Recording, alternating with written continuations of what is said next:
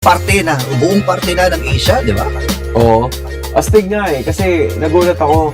Like, wala akong masyadong naririnig na nag-ML sa Hong Kong tapos biglang kasali sila dito, di ba? So, this gives you a lot more to expect pagdating sa mga susunod na Asian Games. Kasi again, for everybody's context, ito yung pinakaunang beses na nagkaroon tayo ng MLBB event sa Asian Games, di ba? Usually sa SEA Games lang, since 2019, nandun tayo. Pero para sa Asian Games, this gives a brand new avenue para sa Pilipinas na mas i-enforce palalo yung lakas nila. Pero at the same time, para din sa ibang bansa na makahabol dun sa competition at makita nila na, ganito pala yung pinaglalabanan dito. So, in the future, sa ibang tournament, makita din natin sila.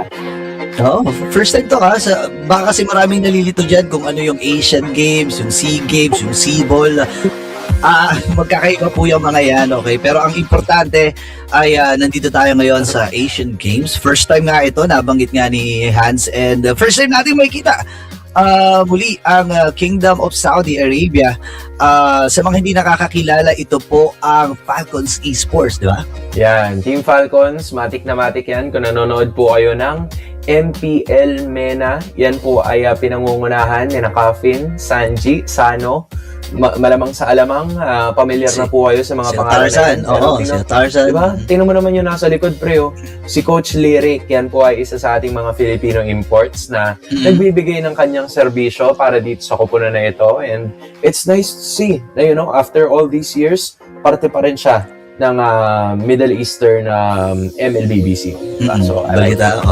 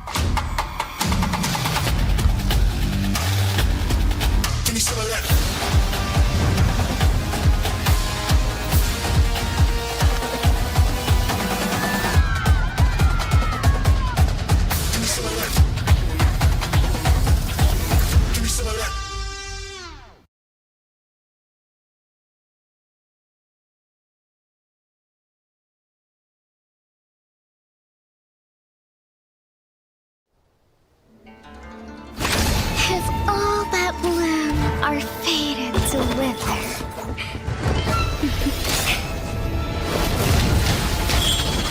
Then I'll enshrine your most brilliant moment in crimson splendor. Even something so crude can be graced with a splatter of beauty.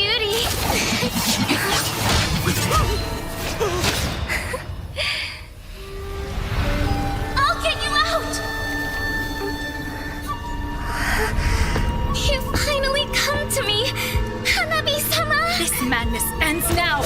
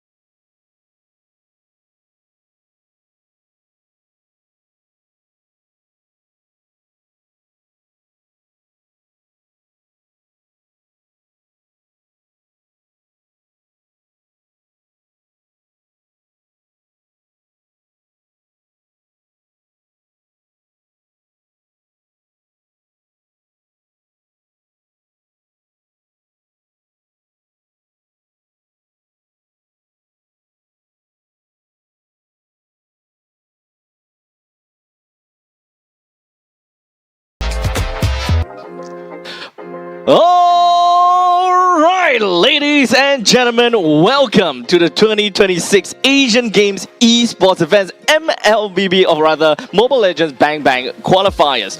Today marks a historic chapter in both esports and Mobile Legends history.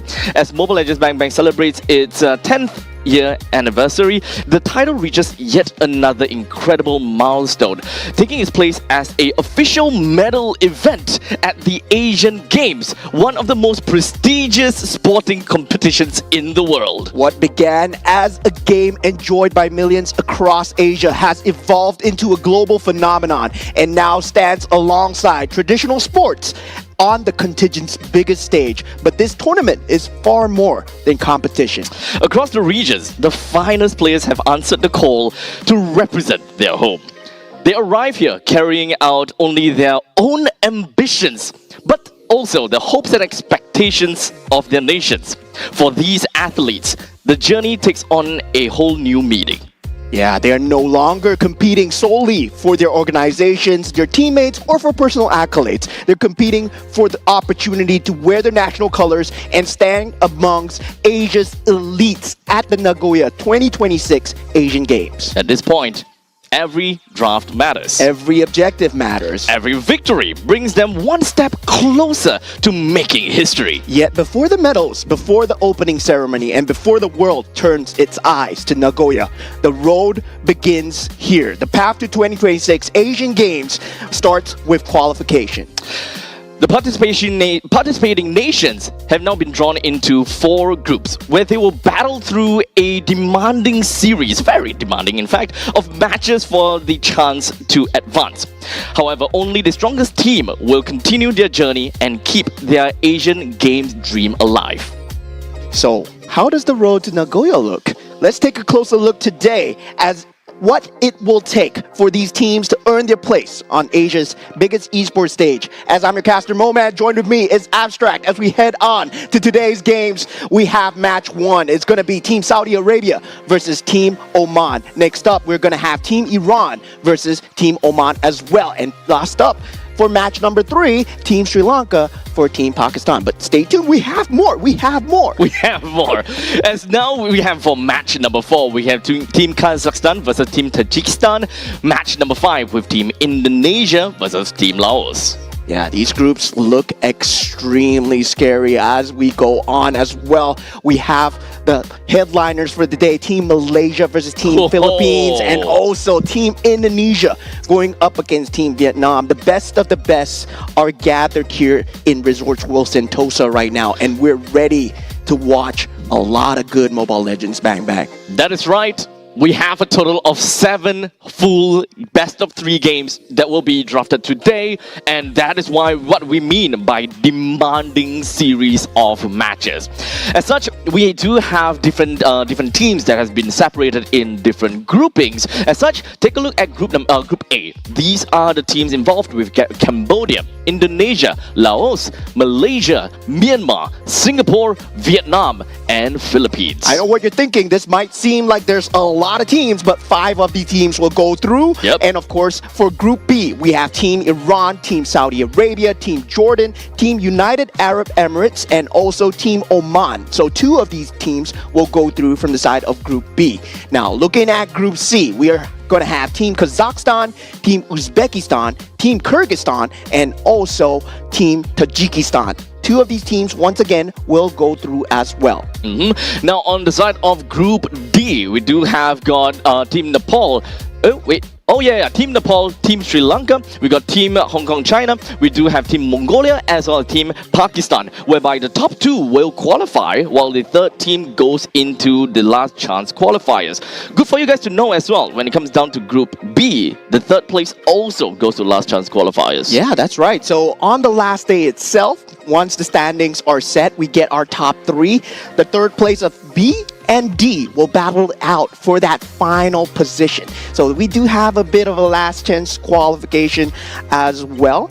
But of course, since we are here, we have to thank the people that have brought us here so far.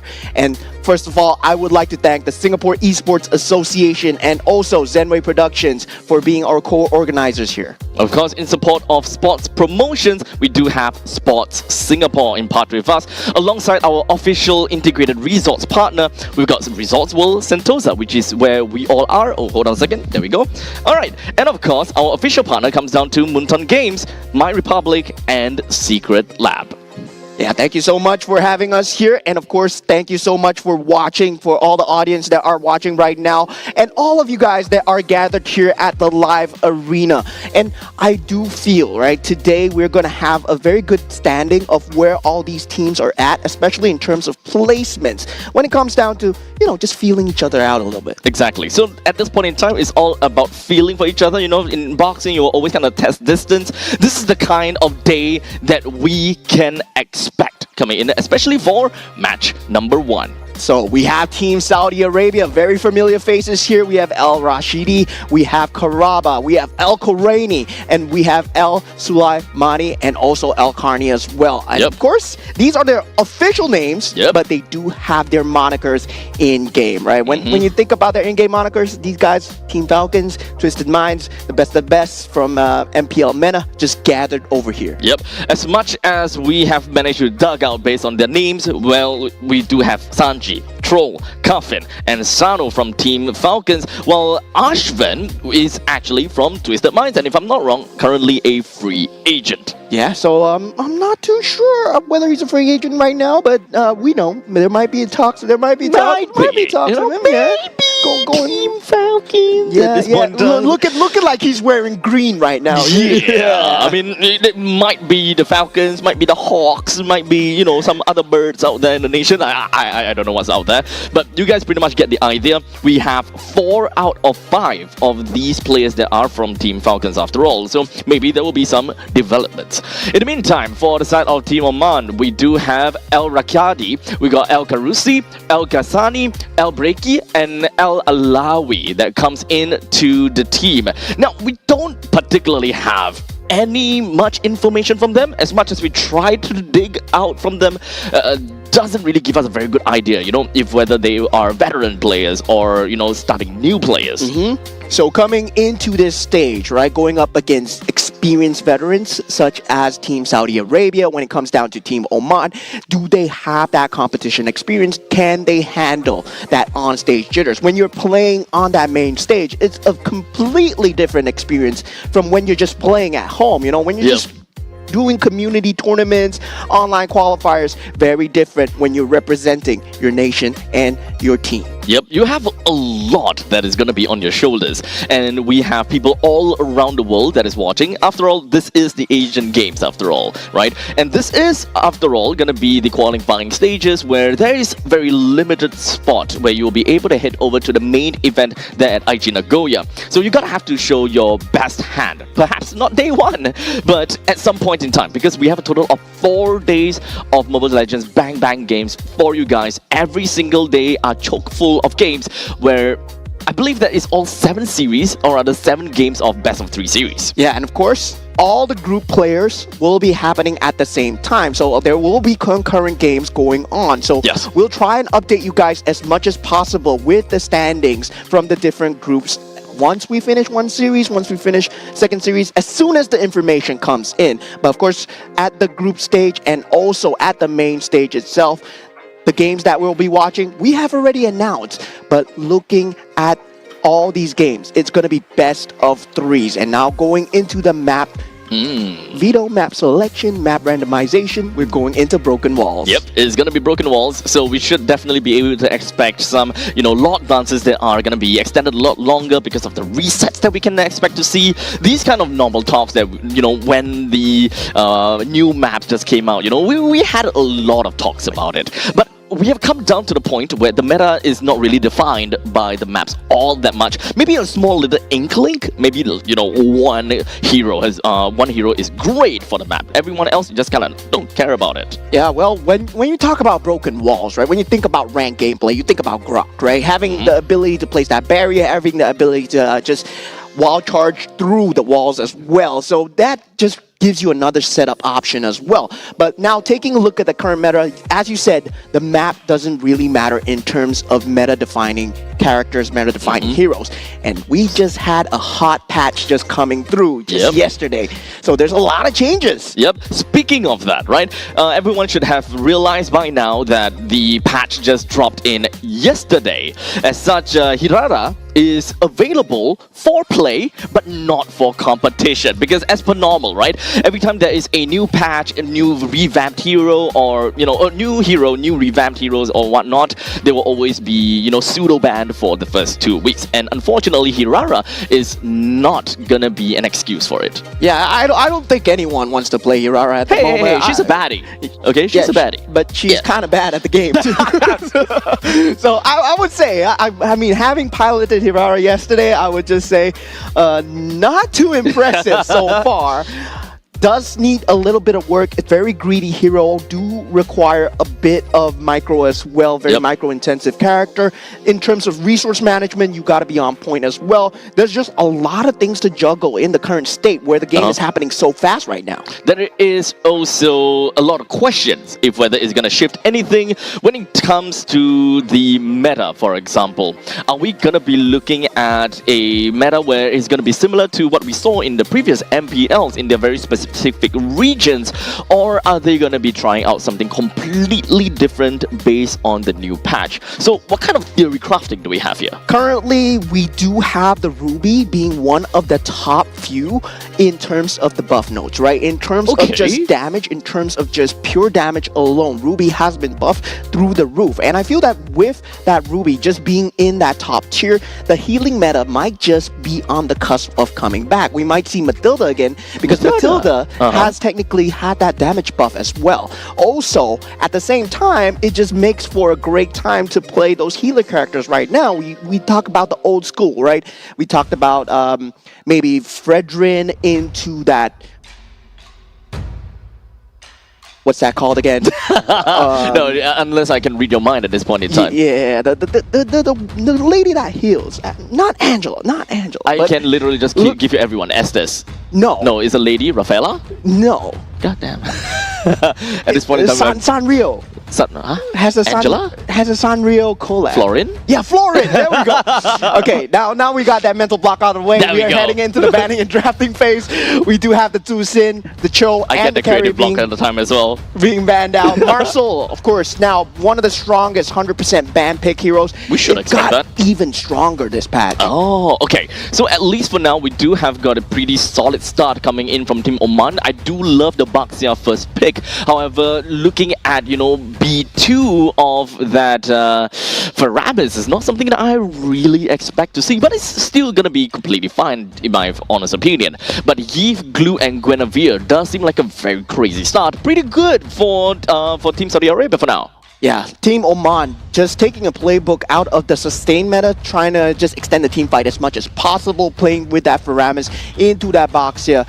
And now with that Guinevere pick, looking extremely good coming out from the side of Team Saudi Arabia as well. They have extremely good catch. They also have an extremely good front line as well. Now they do take out the Khalid. Now with the possible bans that will come through, the gold laner has yet to be picked from the side of Saudi Arabia. Claude is still in the pool, still extremely strong and impressive. Whether or not they choose to ban it out right now. That is the question, if it's gonna leave the banning pool, which is the main question here. Now, let's identify a little bit what we can expect from each of these two teams and if whether they're sending us any form of signals. At least for Team Saudi Arabia, they are a very containment-based composition for now. We've got Glue and Guinevere both as a very strong harasser, Glue being the main annoyance, but with a simple form of crowd control or area denial coming in from Yves. This generally just means that Team Saudi Arabia, they generally want to play around the river lines as much as possible, and they do want to be a little bit more on the aggressors. While in the meantime, for Team Oman, they want to be fast by the pick of the Baxia along with the side of the Faramis.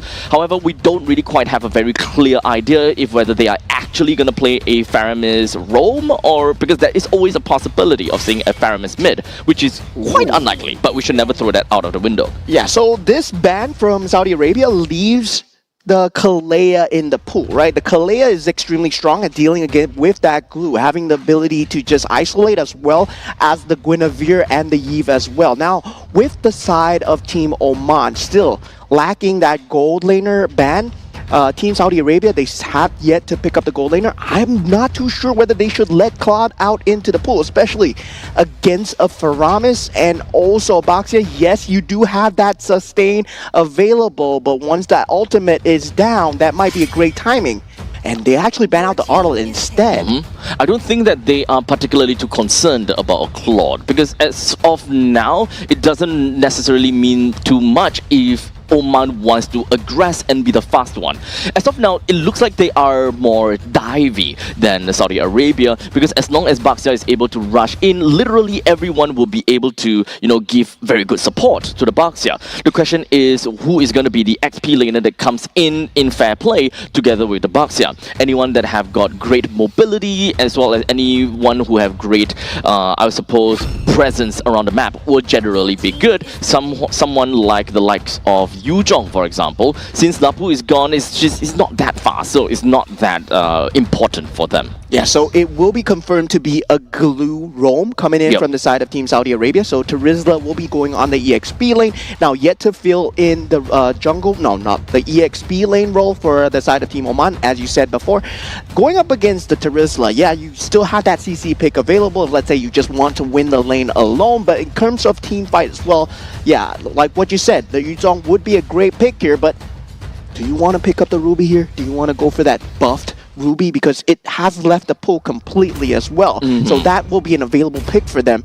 And if, let's say, Faramis is also going into that roam role, yes, you have the option of going for the Aloy as well, or the Zetian, but they do go for the Atlas here. Okay, I do favor the Atlas, to be honest. It's really cheaty based on the passive at this point in time. As such, it's also still within the dive meta that we are looking out for, or rather the dive-centric identity that we want to see out of Oman. They also picked up the Yuzhong, so we do have very strong map presence that is able to allow them to play around with lanes and do quite a bit of macro management. As such, Team Saudi Arabia will decide to echo that.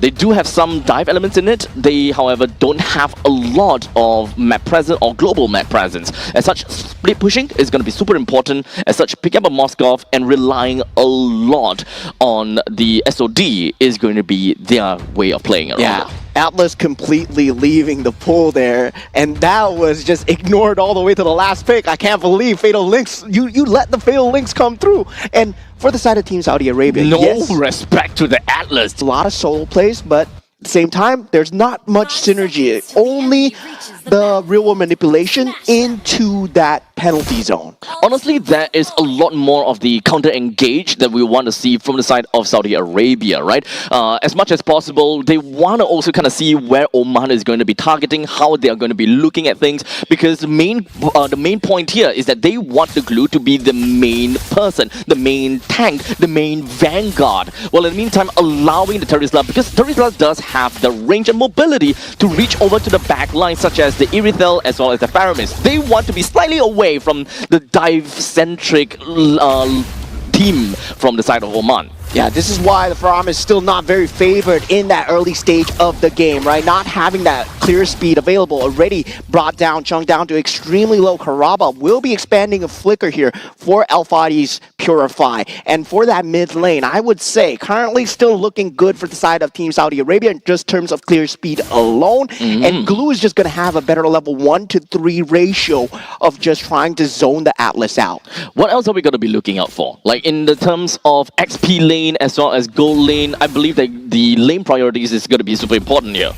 Yeah, lane priority, not as much, I would say. I would say jungle priority would be much more prioritized here, right? Okay. Now that you see El Breaky even finding that level 3 way ahead of El Sulaimani. El Sulaimani has to catch up in terms of the clear speed.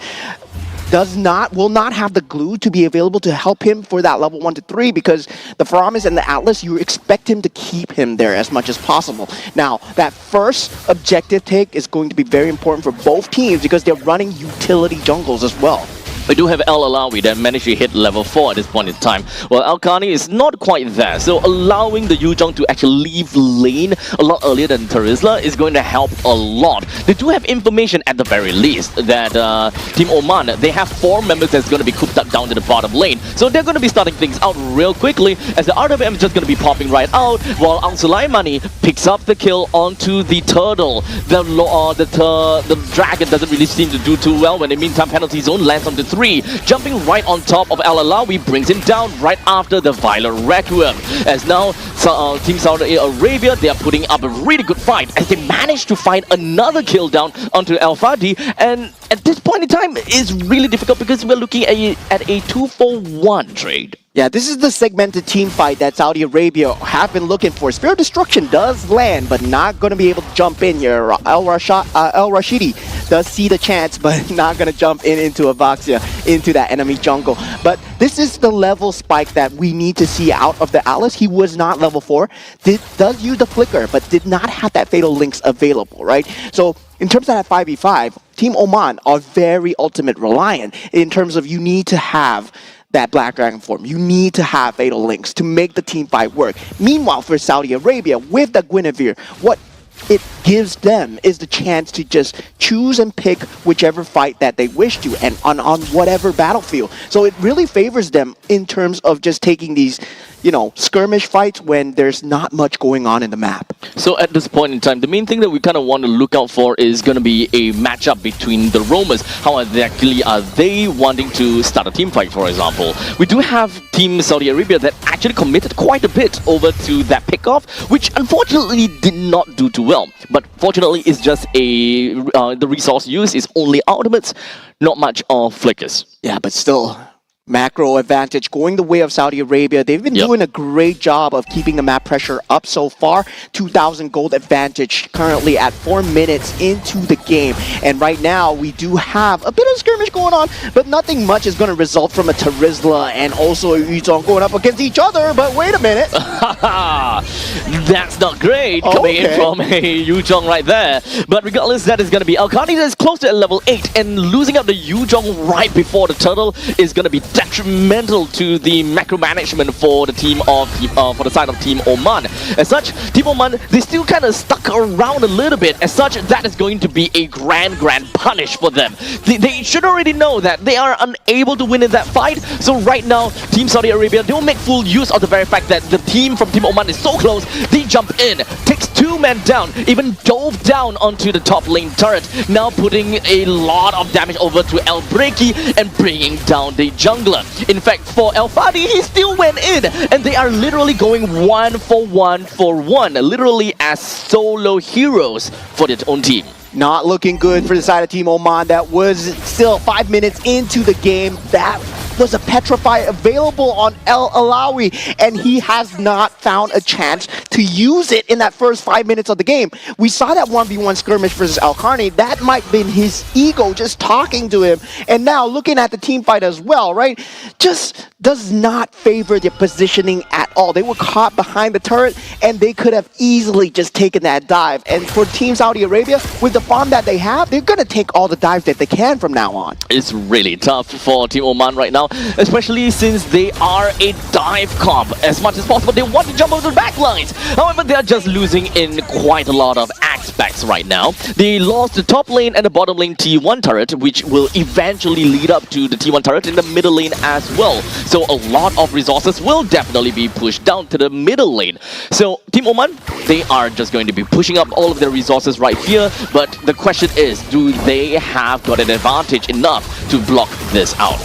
Yeah, losing that mid-tier turret at that 6 minute mark is not going to be good news at all for Team Oman. They are falling behind. They can't give the space here as it is pop. But now, right now, that real-world manipulation coming through for the side of Team Saudi Arabia, still dominating the battlefield. 3 members already down for the side of Team Oman, and Saudi Arabia continue on that territory. They lose a member, but it does not matter. That Black Dragon form, no use at all. Yep, a little bit too late for the Black Dragon form, unfortunately. It would be great in the start of things, just so that you will be able to put up some of these Shard residue stacks onto everyone, and that will ultimately create a bit of panic.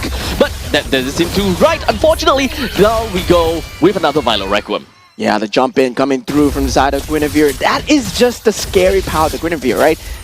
It leaks the pool at that early draft. We totally forgot about how oppressive this character is when it comes down to getting these jumps. Now, combined with the stick ability coming out from Karaba, that's just going to be a free engage every single time. They're willing to give Karaba's life into starting these team fights as long as they can get a favorable position. Indeed. I mean, for the side of Clue, he is the vanguard after all. So as much as possible, if he's able to get a single connect onto the stick, then it's more or less going to be done. You do have got free engagement coming in from Alsumayamani or perhaps even from Alkani. They have a lot of initiators that will help them kick off a big fight altogether. They don't necessarily have to play for big fights, but it comes down to splitting the fight into two that will eventually help them a lot. Yeah, Team Oman looking a bit chopped at the moment. 10,000 gold advantage coming in from the side of Team Saudi Arabia, and they're showing their international experience right now. Fatal Links used on one character, and it's not even enough. Karava just runs away, Patrick Starr. Run away, my friend.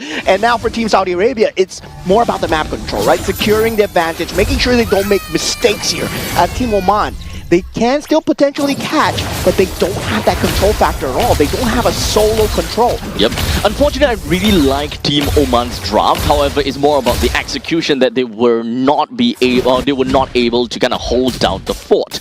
The game was great and all until I believe 3 minutes in, when they started to lose a lot more lead by the minute. And understandably for Team Saudi Arabia, they took control from that point on, and they will consistently be able to ensure that their gameplay is flawless enough to hold up these kind of momentum, putting them at 11,000 gold lead at 8 minutes and 40 seconds into the game. This is uncalled for. Yeah, I mean, very masterfully drafted from the side of Team Saudi Arabia, just securing that early game advantage, having that Eve glue into Guinevere, that is already your core combo, right?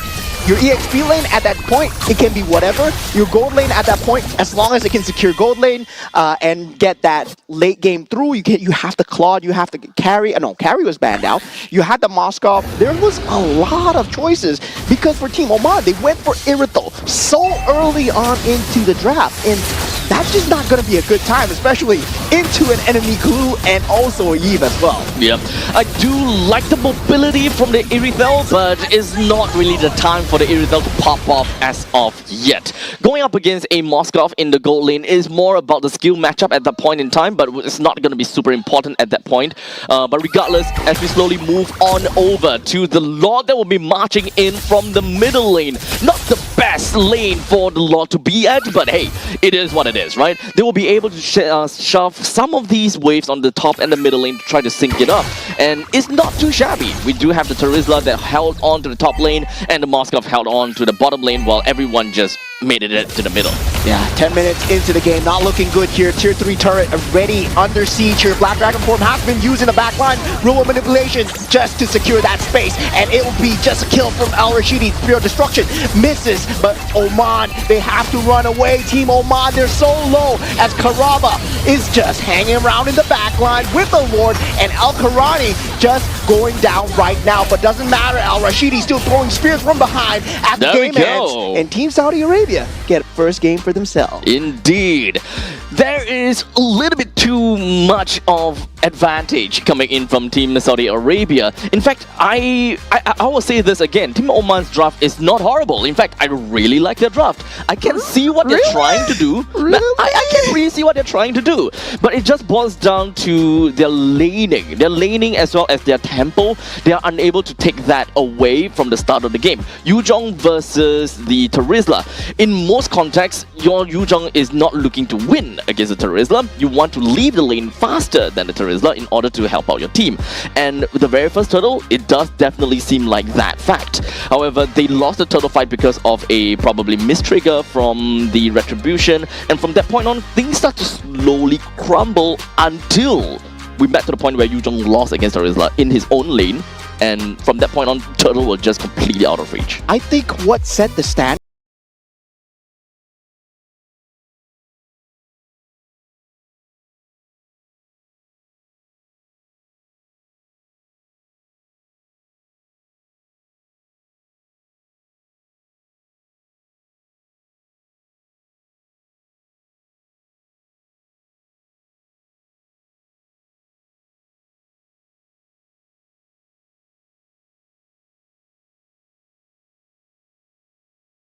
So there is a lot of discussion that is more towards the side of the Faramis, right? Faramis does have decent damage, decent damage, especially if you kind of put the Faramis into Assassin Emblem, then I think the damage is a lot more.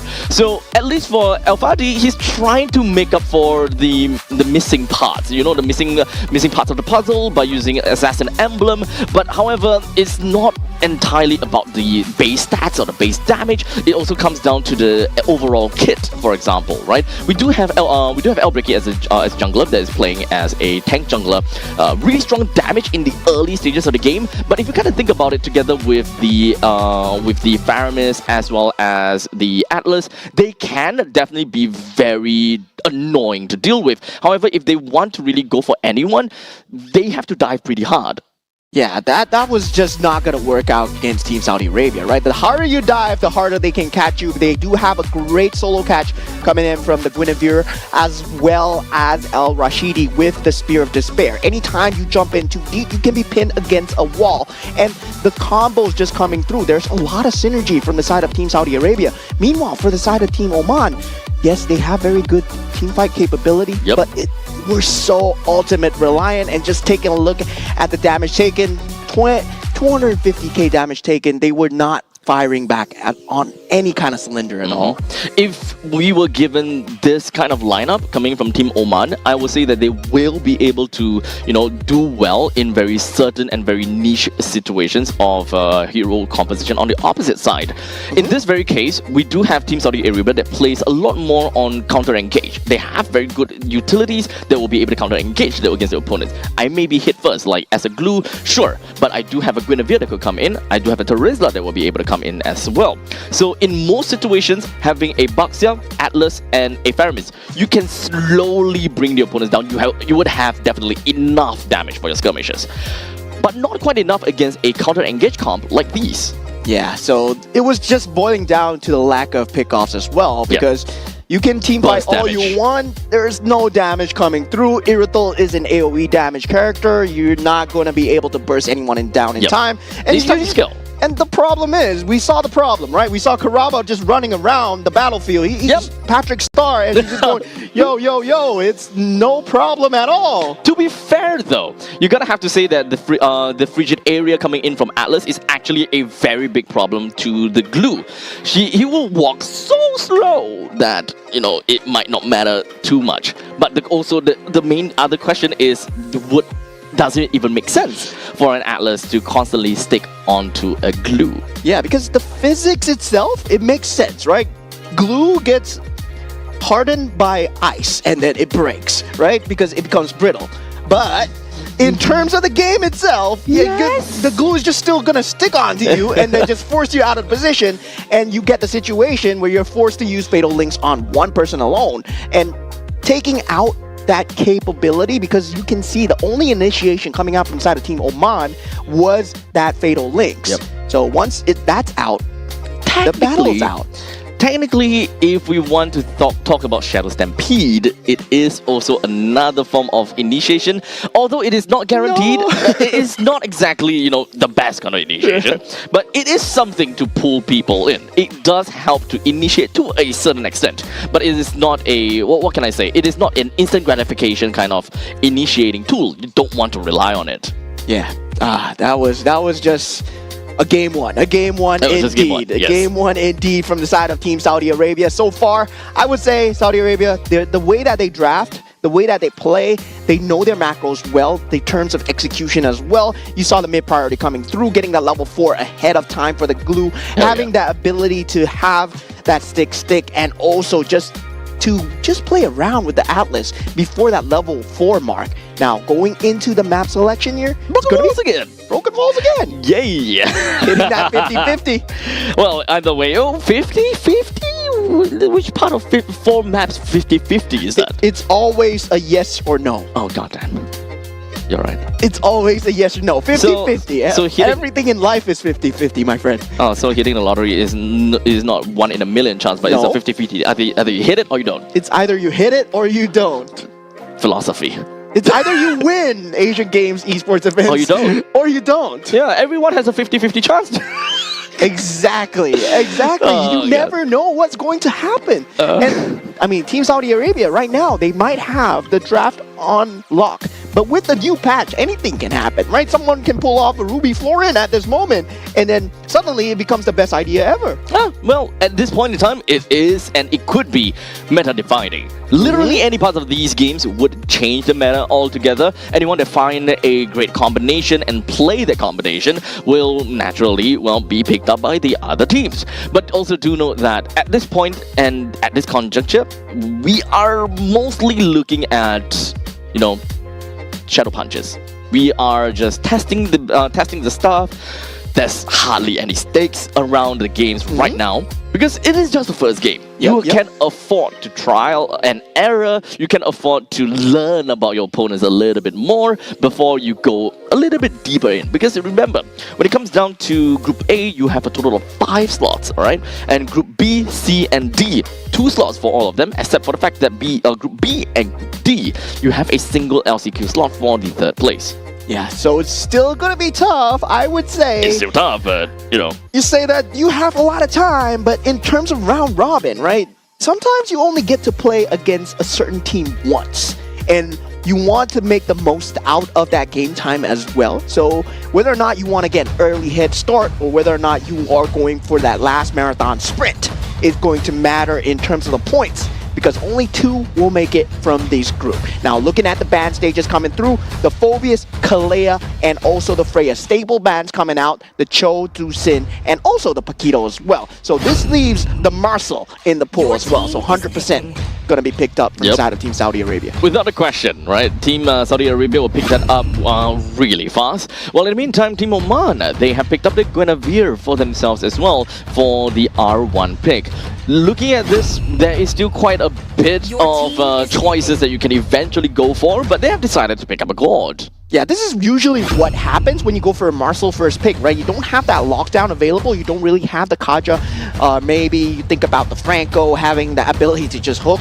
I mean, it works in rank, but competitive-wise, the Kaja is really much more preferred. Now, going with the Marcel, you do want to just back up on your team fight composition. They're going for that tank capability. Baxia currently still sitting at the top of that tank so far, and we feel that teams, they've been using it a lot, right? But so far, we have also seen the Fredrin and the Arlot combo come up into the question quite a bit, but you need to get those 2 as a 2-piece. Now, moving on forward, we talked about the Baxia and now the Moskov joins in as well. Pretty early to be giving out the win condition, but it's not that big of a deal to a certain extent over here.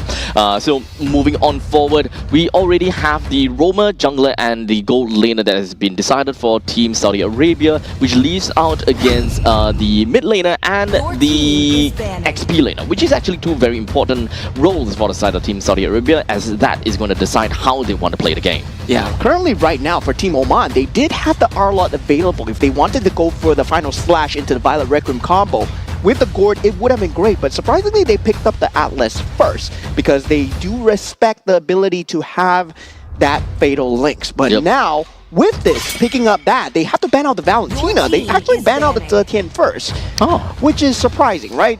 Because right now, Team Saudi Arabia, they are going to pick up the Valentina to get that Fatal Links for themselves no matter what. Do they really want to go for that direction? At this point in time, it kind of seems as though for the side of Coach Hamden, he's looking for artillery or anything that have got very significant range. As such, yes, there we go. Valentina will be taken away. But we also do kind of leak out a bit of an information where anything that allows them to kind of stop Gourd is going to be a problem. Yeah, so far, that Gourd is going to be a problem if they don't have that mid lane priority, but Dusin already banned out. They can still go for that Eve if they wish to do so. The Farsa, still one of the answers towards the Gourd in terms of just having the range, having that mid 1v1, right? In terms of team fight, not going to have that burst capability, but you do have that AoE capability if, let's say, you want to go old school. But now for the side of Team Saudi Arabia, they will be trying to take out much more EXP laners, whether or not the Lapu Lapu looking like a choice here. Ruby, also the R-Lot as well. Your team is picking. Team Oman still seem as though they like dive. They have got really good ways to jump over to the backlines of Team Saudi Arabia. So as a dive comp, having to pick up R4 and giving Team Saudi Arabia the chance to pick up B4 and B5 is going to be a little bit difficult at this point, right? Because right now they most likely want to figure out who their gold laner is and then move on to their XP laner for the last pick.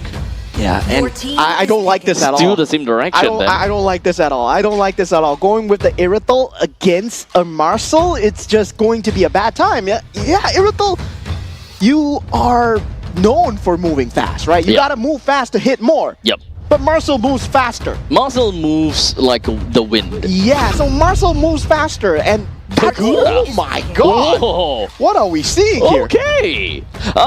Nice. Yay. I'm not too sure about that. I'm not too sure how to feel about this. However, Kagura does have a true Umbrella Flea that does help her deal with some of these very pesky catch heroes. But in the meantime, you also do have your... What's that? You do have your ultimate deck. Do have a knockback. I'm not very sure if the knockback does anything to Gord in this situation. But if you do have a Kagura, you might very likely be able to burst down the Gord rather than to disrupt the Gord enough. And finally, we do see the Ruby here. The buff to Ruby, mean and red, not mean and green. Because, yeah, Ruby is red after all. And now we do have that capability coming in from the Kagura, as we were saying before. I feel that it's going to be a wonky interaction, especially when it comes down to the Guinevere. It's going to be who initiates first, right? Who gets the catch first? Does the Kagura or the Guinevere get the catch first? If you get a pick off first on either of these sides, you're dandy. You're good to go. But the good thing about Team Oman is they can have a great fallback with the Fatal Links combo with the Irithel as well. But the late game is much more secured with the Moskov and the Marcel. Now, the thing about the early game between these two teams really boils down to who can survive longer in these team fights, right? We don't have someone that particularly is very bursty, albeit the mages are not too bad once they get their level 4s and all that jazz. They are the bursty ones. However, not bursty enough to be instantaneously just clapping someone out of the existence. For example, if you have, for example, a Ruby, a Guinevere, and an Atlas that jumps in, then let's be honest here, there's no burst of that. So it's all about whittling down the opponents long enough, or whose reinforcements or macro play is better. Yeah, I mean, I kind of like this, right? The Ruby pick. No, I mean, I like the Lapu Lapu pick, not the Ruby pick. Because Lapu Lapu with the Wildest Warrior, I mean, he's going to have a great time. The Bravest Warrior is just going to be control immune the entire time and just going to have a lot of fun. Now, of course, when it comes down to the initial part of the game, we are going to be looking at Lapu versus the Ruby, and both of them, well, let's just call them a, well, anticlimactic fight. They are not going to go anywhere. They are just pool noodles that will be slapping one another. But in the meantime, up above, we have Irithel as well as the Moskov. I don't expect too much out of either one of these two, so this really boils down to the main roaming trio in the middle lane. So having mid lane Prio sounds fun. Yeah, now that Marcel is going to become a huge problem, especially when it comes down to these objective fights. And when we come down to the objective fights, that Fatal Link time is going to be very key here, still not giving El Carusi any form of level advantage at all, forcing out the Flicker once again. But now we have the Flicker already used on both sides on that EXP lane as well. It's really unfortunate though, they weren't able to layer the crowd control for long enough to be able to really hold down onto Elkani. Because if they actually manages to bring down Lapu, that would be great, because the turtle is about to come out and that will leave Elkani at level 3, unable to do too much. But now with the Bravest Warriors, pretty darn sure that Team Saudi Arabia, they do have got the power spike already from this point onwards. Yeah, right now Team Saudi Arabia having complete control of that turtle.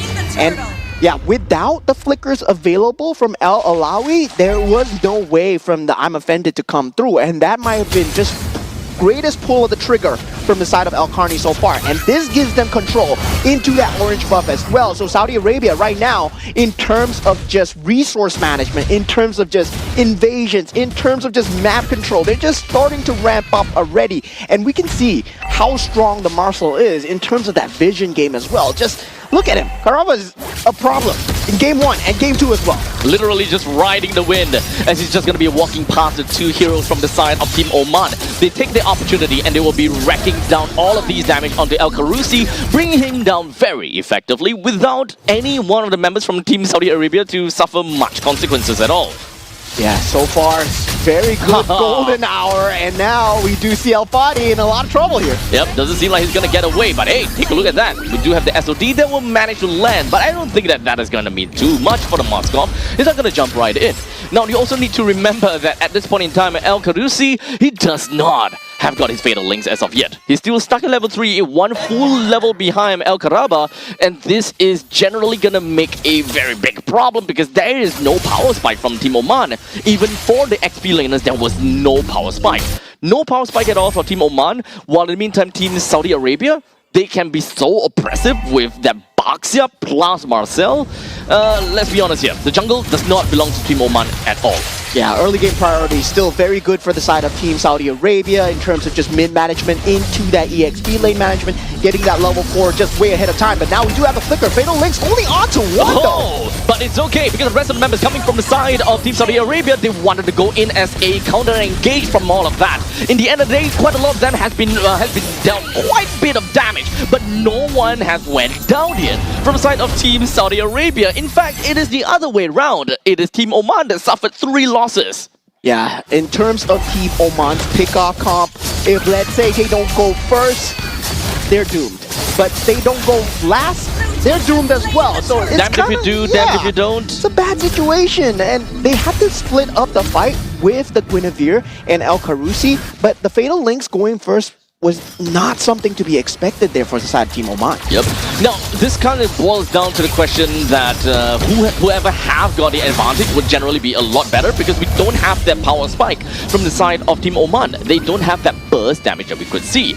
In retrospect, technically speaking, you can say that a Lapu Lapu does have a certain level of burst in his Ultimate Warriors, or rather Bravest Warrior, the moment that he have got the lead. So you gotta have to really look out for that. In the meantime, a simple clapback from the side of Team Oman. Very good catch coming out from the side of Team Oman. They need to win battles like this, right? Take out the Moskov, take out the Kagura as much as possible, but now, El Rakati, well, what were you doing still in the lane as an Irithel, my friend? I mean, you should have saw that from a mile away. You might be fast, but Marcel is faster. Yep, literally. To a certain extent, could even say that he's riding in the wind, in the speed of sound at this point in time. He's fast, but you know, not a lot can compete against him.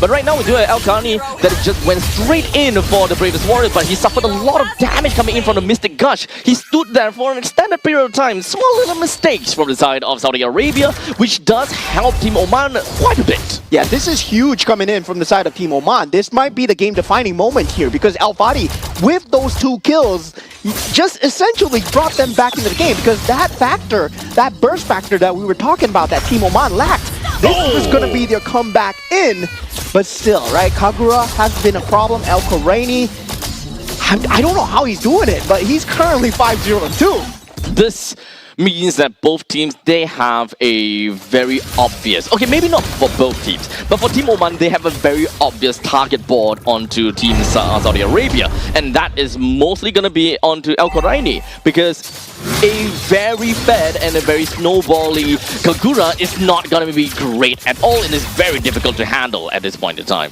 Yeah, we start to see the damage coming through from the side of El Rakati as well on the Irithel. So definitely picking up that Haas Claws is still missing out on that crit build, I think. Yes, he will be going for either the Berserker's Fury at this point, but right now the Holy Trinity very close from the side of Al Rashidi, and once he pops that up, it's going to be that power spike coming through from the side of Team Saudi Arabia. They're still keeping the macro up at 4,000. 4,800 gold lead is the more approximate amount that we're looking out for the side of Team Saudi Arabia at 7 minutes. I would say is a lot of a improvement for the side of Team Oman, because in the previous game, by this point in time, we are roughly looking at 9,000 gold lead already. So definitely, we are looking at some some improvements that would help Team Oman a tad little bit. But we'll see how. Wait, was that a flicker coming from El Breaky? Because okay, no, that's weird. But regardless, there we go. It is gonna be a golden moment. Is exactly down onto El Breaky, but he don't have enough support from anyone to bring him down. In the end of the day, it is just gonna be a simple 1-for-1 trade between two members, and the entirety of Team Saudi Arabia, they're gonna be focusing down in the middle lane. Not quite enough to bring down the T2 though. Yeah, Golden Hour just not able to catch, but still very good zoning coming out from the side of Team Saudi Arabia as they manage to cycle out all the flickers. The ultimate from the Gord is gone. Now they can take the team fight as they wish. Immediately, El Badi is going to go down. That is going to be one of the main damage dealers from the side of Team Oman. Losing them is going to be a very big problem. Purified coming in from El Rashidi ensured that he gets himself away from the Violet Requiem, but did not proc at all.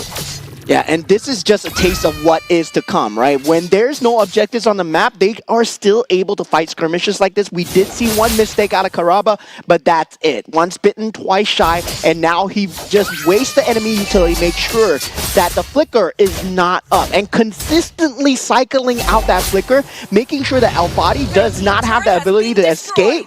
Well, that's just going to be a great team fight for the side of Saudi Arabia, because no repositioning. With the Lord now spawning down in the bottom lane. The entirety of Team Saudi Arabia will focus down and literally focus fire down this Lord. And there is nothing that Team Oman could do at this point. They do not have got the control of their own jungle, nor do they have got the fighting ability in order to reclaim this jungle.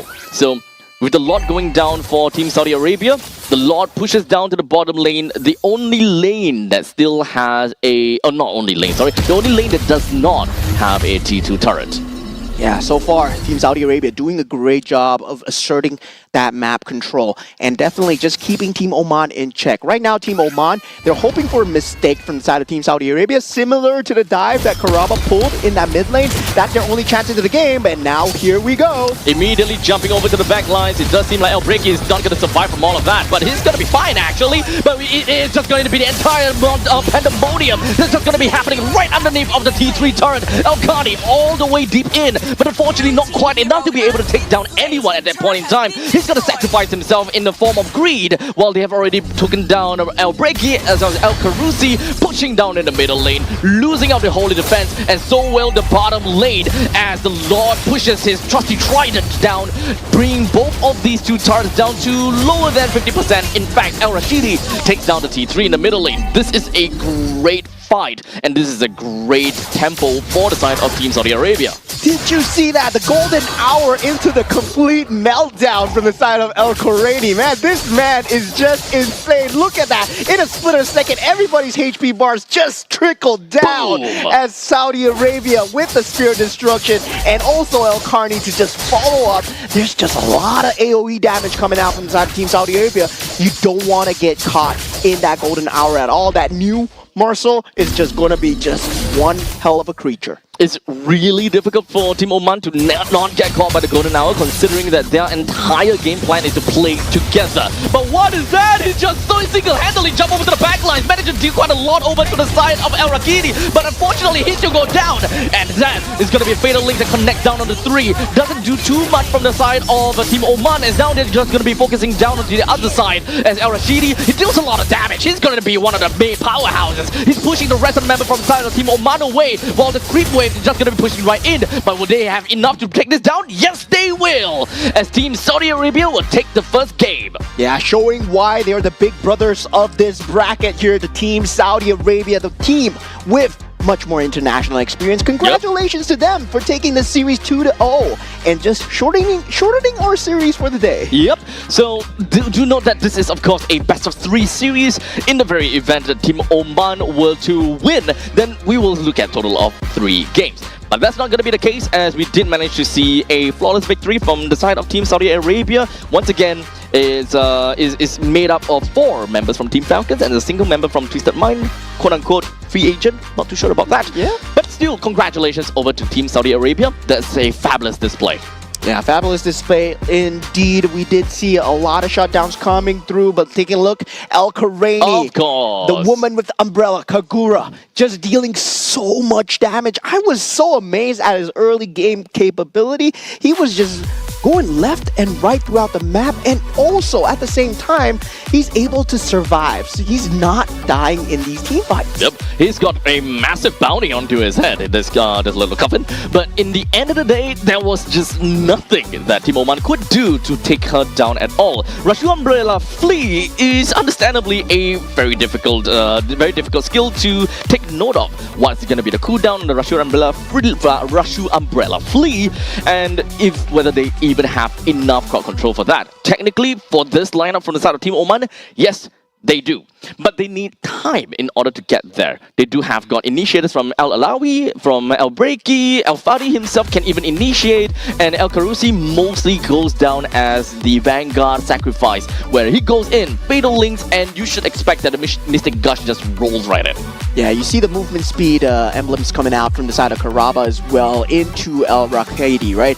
El Rakadi on that Irithel, I would say, yeah, not really a very good pick coming out from the side of Team Oman, especially going into it so late as well, especially against a Moskov. We saw game 1, game 2, they were going for that Irithel strategies, and yeah, currently I would say just not favored in the meta as well, because you're forced to take sprint as much as possible. So if you take sprint, well, you don't have Purify, you don't have Flicker. Well, as an Irithel, you have to take sprint. Yep. It kind of feels like Irithel without a sprint kind of feels like you are lacking a leg, or you're missing a leg. So You already have 4, but I mean, not your 4 legs. if you're driving the motorcycle, Ducati skin, then technically you have 2 legs. No, 2 wheels. No, wait, never mind.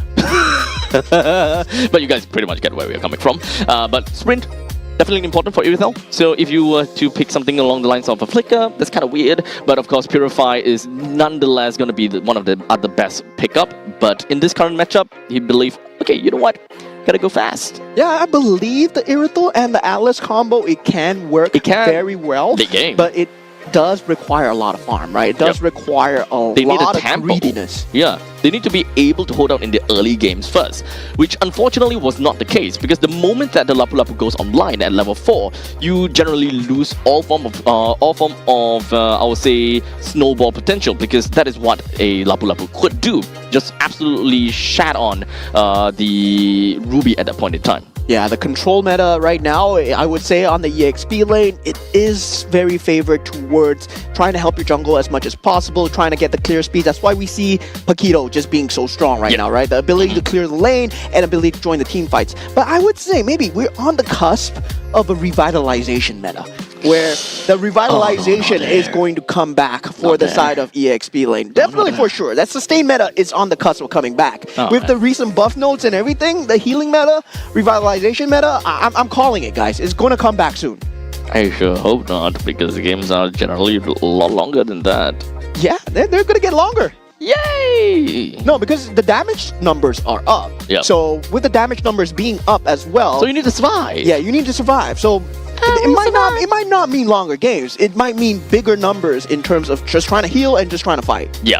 So ultimately, we gotta have to see how the meta is gonna shift, if whether the meta is even going to be shifting at all. Because at least for the very first series that we've seen today, I don't think that anything that is too meta-defining or anything that is too wow, boom kind of situation. Yeah. The only thing that kind of, I guess, kind of took us away is the fact that a Kagura is picked. A little bit of throw back in the past, something like that.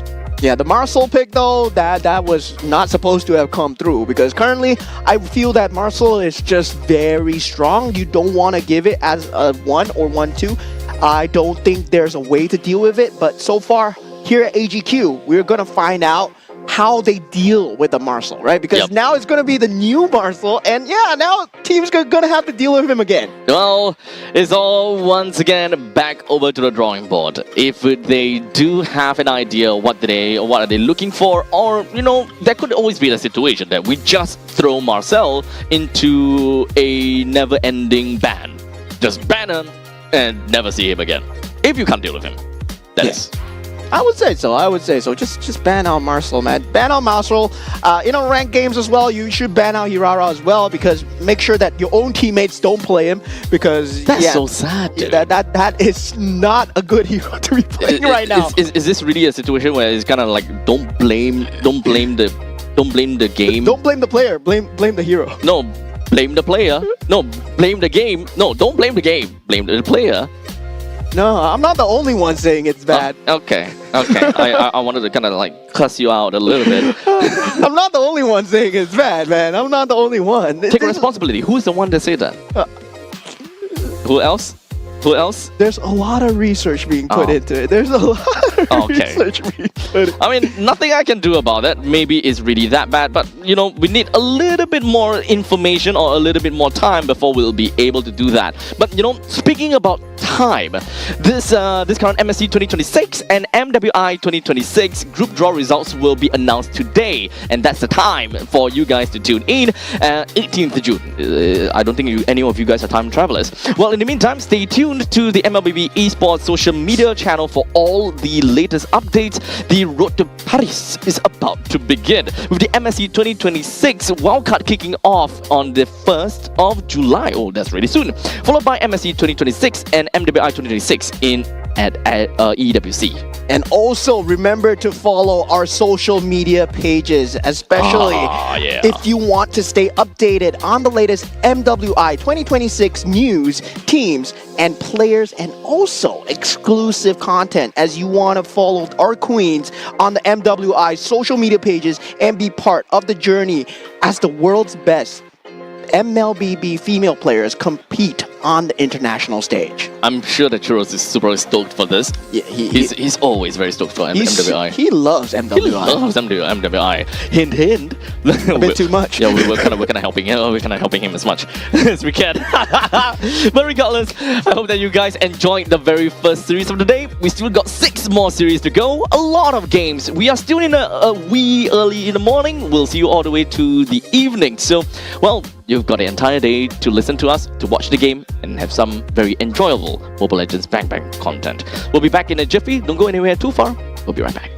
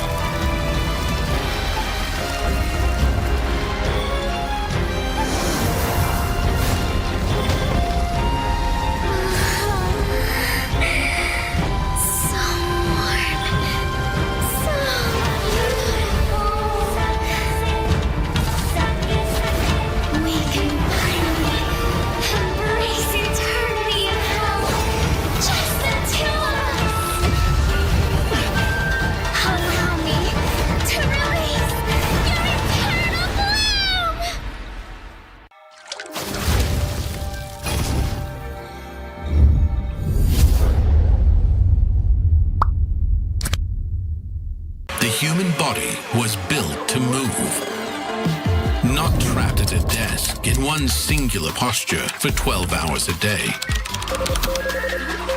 It's time your chair evolved. This is Secret Lab Titan Evo. Ergonomically engineered for you, gamers, hybrid workers, artists, backing your every move.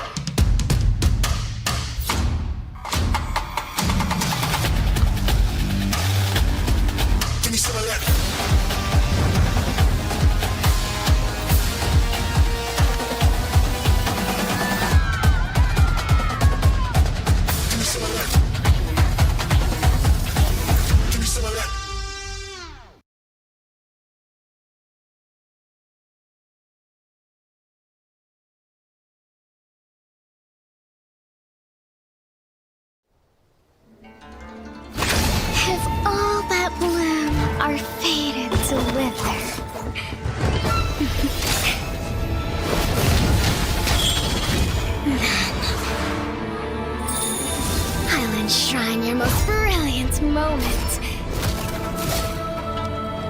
in crimson splendor.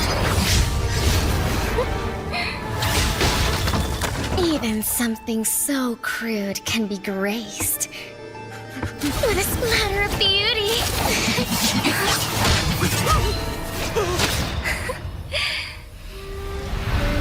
I'll get you out! You finally come to me, Hanabi-sama! This madness ends now!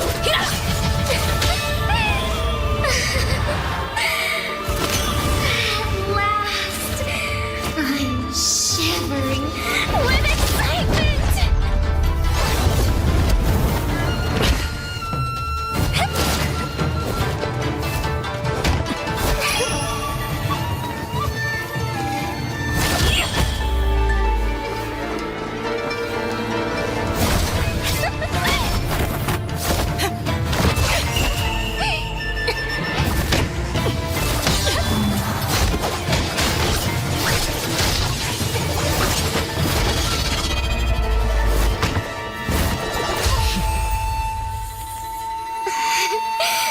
Such killing intent.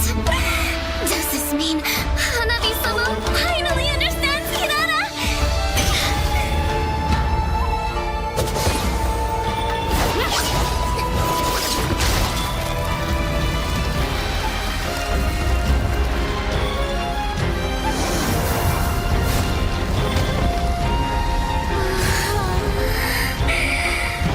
So warm.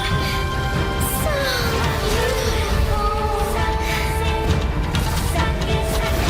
We can finally embrace eternity now.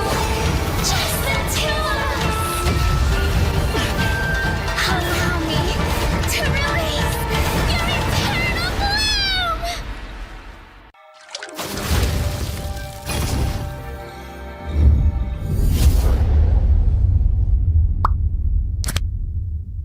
The human body was built to move. Not trapped at a desk in one singular posture for 12 hours a day. It's time your chair evolved. This is Secret Lab Titan Evo. Ergonomically engineered for you. Gamers, hybrid workers, artists.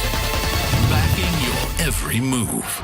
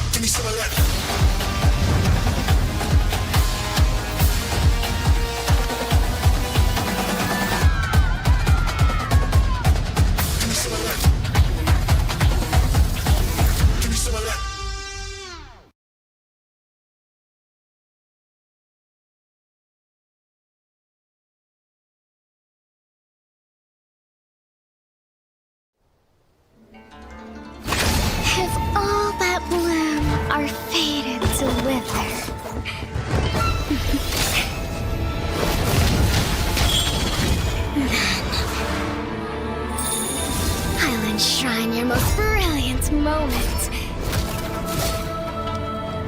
In crimson splendor! Even something so crude can be graced with a splatter of beauty.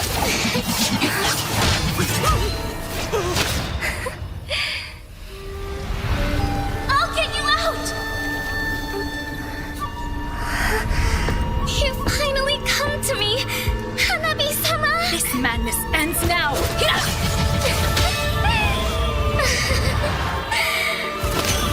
At last, I'm shivering with excitement!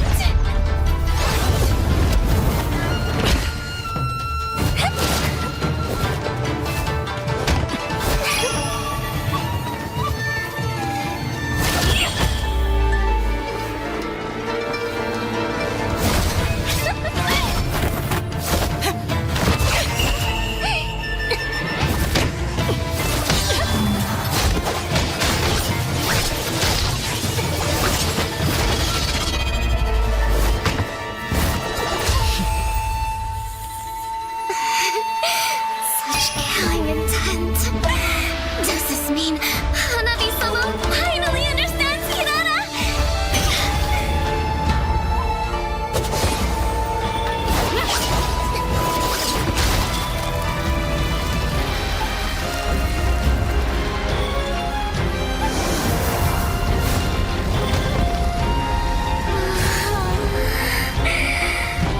So warm. So beautiful.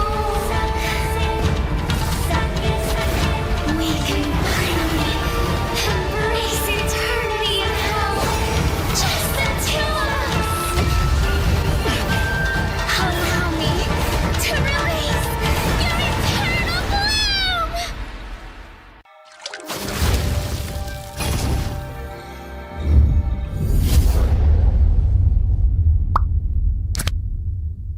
The human body was built to move, not trapped at a desk in one singular posture for 12 hours a day. It's time your chair evolved. This is Secret Lab Titan Evo. Ergonomically engineered for you, gamers, hybrid workers, artists, backing your every move.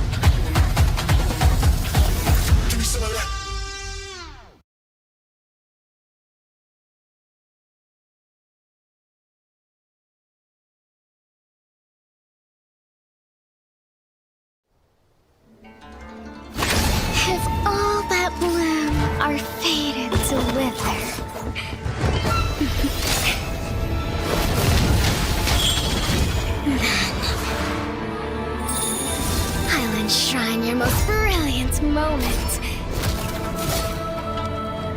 In crimson splendor! Even something so crude can be graced with a splatter of beauty.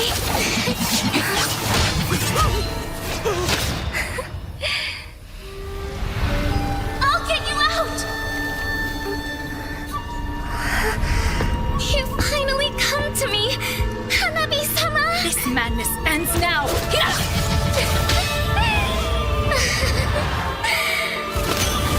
At last, I'm shivering with excitement!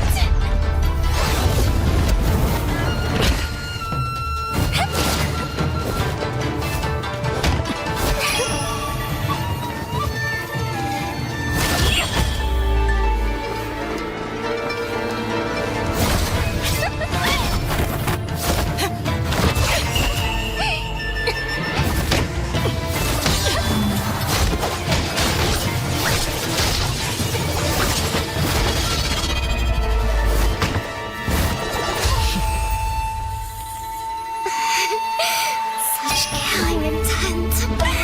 Does this mean Hanabi-sama finally understands Kirara?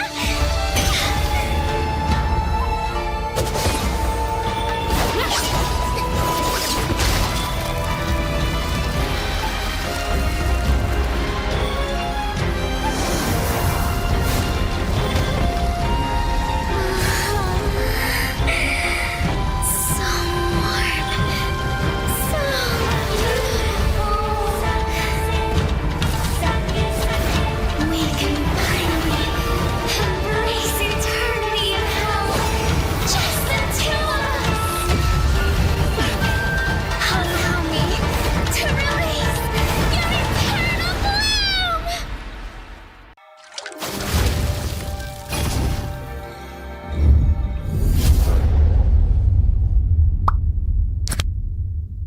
The human body was built to move, not trapped at a desk in one singular posture for 12 hours a day. It's time your chair evolved. This is Secret Lab Titan Evo. Ergonomically engineered for you, gamers, hybrid workers, artists, backing your every move.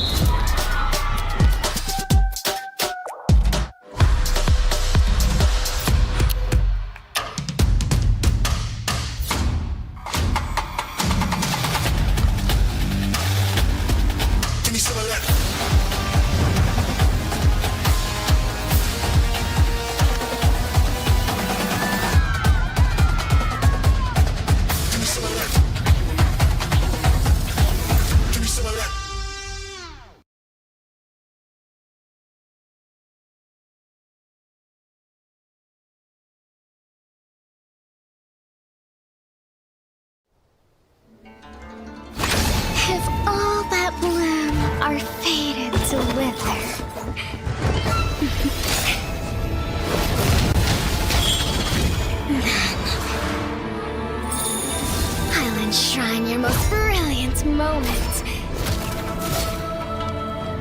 in crimson splendor.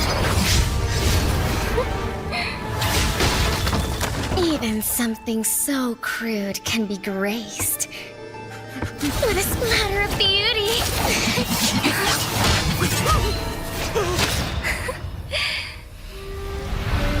I'll get you out! You finally come to me, Hanabi-sama! This madness ends now! At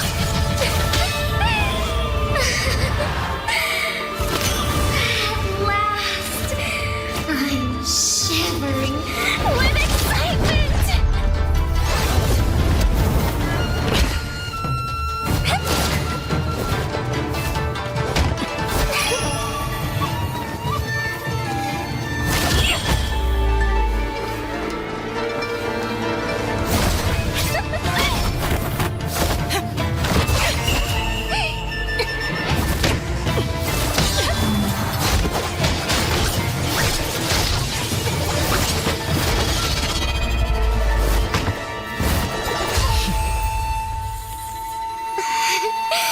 Such killing intent. Does this mean Hanabi-sama finally understands Kirara?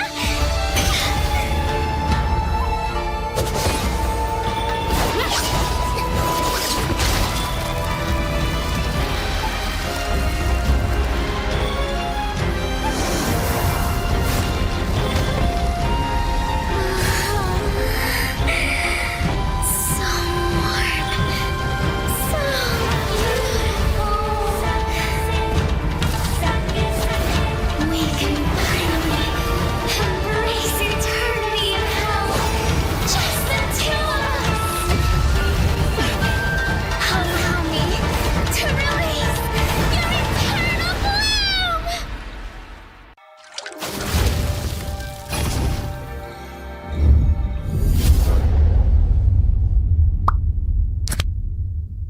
The human body was built to move, not trapped at a desk in one singular posture for 12 hours a day. It's time your chair evolved. This is Secret Lab Titan Evo. Ergonomically engineered for you, gamers, hybrid workers, artists, backing your every move.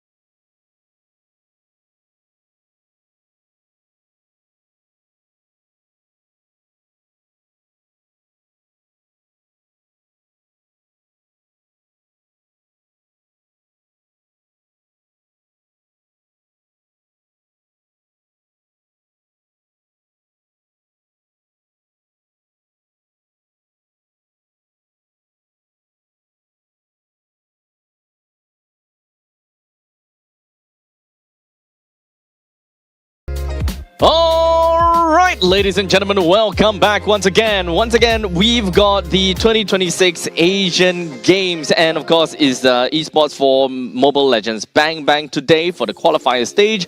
We have a total of 7 full series that we are going to be covering for the entirety of today, and it's going to be a great fun. My name's Abstract. With me here is Moman. The both of us going to be a caster for today here on the English broadcast. Yeah, so far we had a crazy first series already. Team Saudi Arabia takes the cake, right? Yeah. They did get a 2-0 lead, head start in terms of the bracket placement, but now we're going to see Team Iran go up against Team Oman. So Team Oman, we did see them early on in that series number 1. Yep. Now, how will they fare in series number 2? When we talk about Team Iran, maybe we don't have much information when it comes to them as well. So same as Team Oman as well. In terms of Team Saudi Arabia, I would say now the slate is safe. Yep. So it's really unfortunate we couldn't dig out anything at this point in time, but hopefully along the next few days, perhaps we'll be able to get a little bit more information as to how they play, a little bit more insights onto their whole team composition or chemistry, going up against with some of the other teams in the same bracket.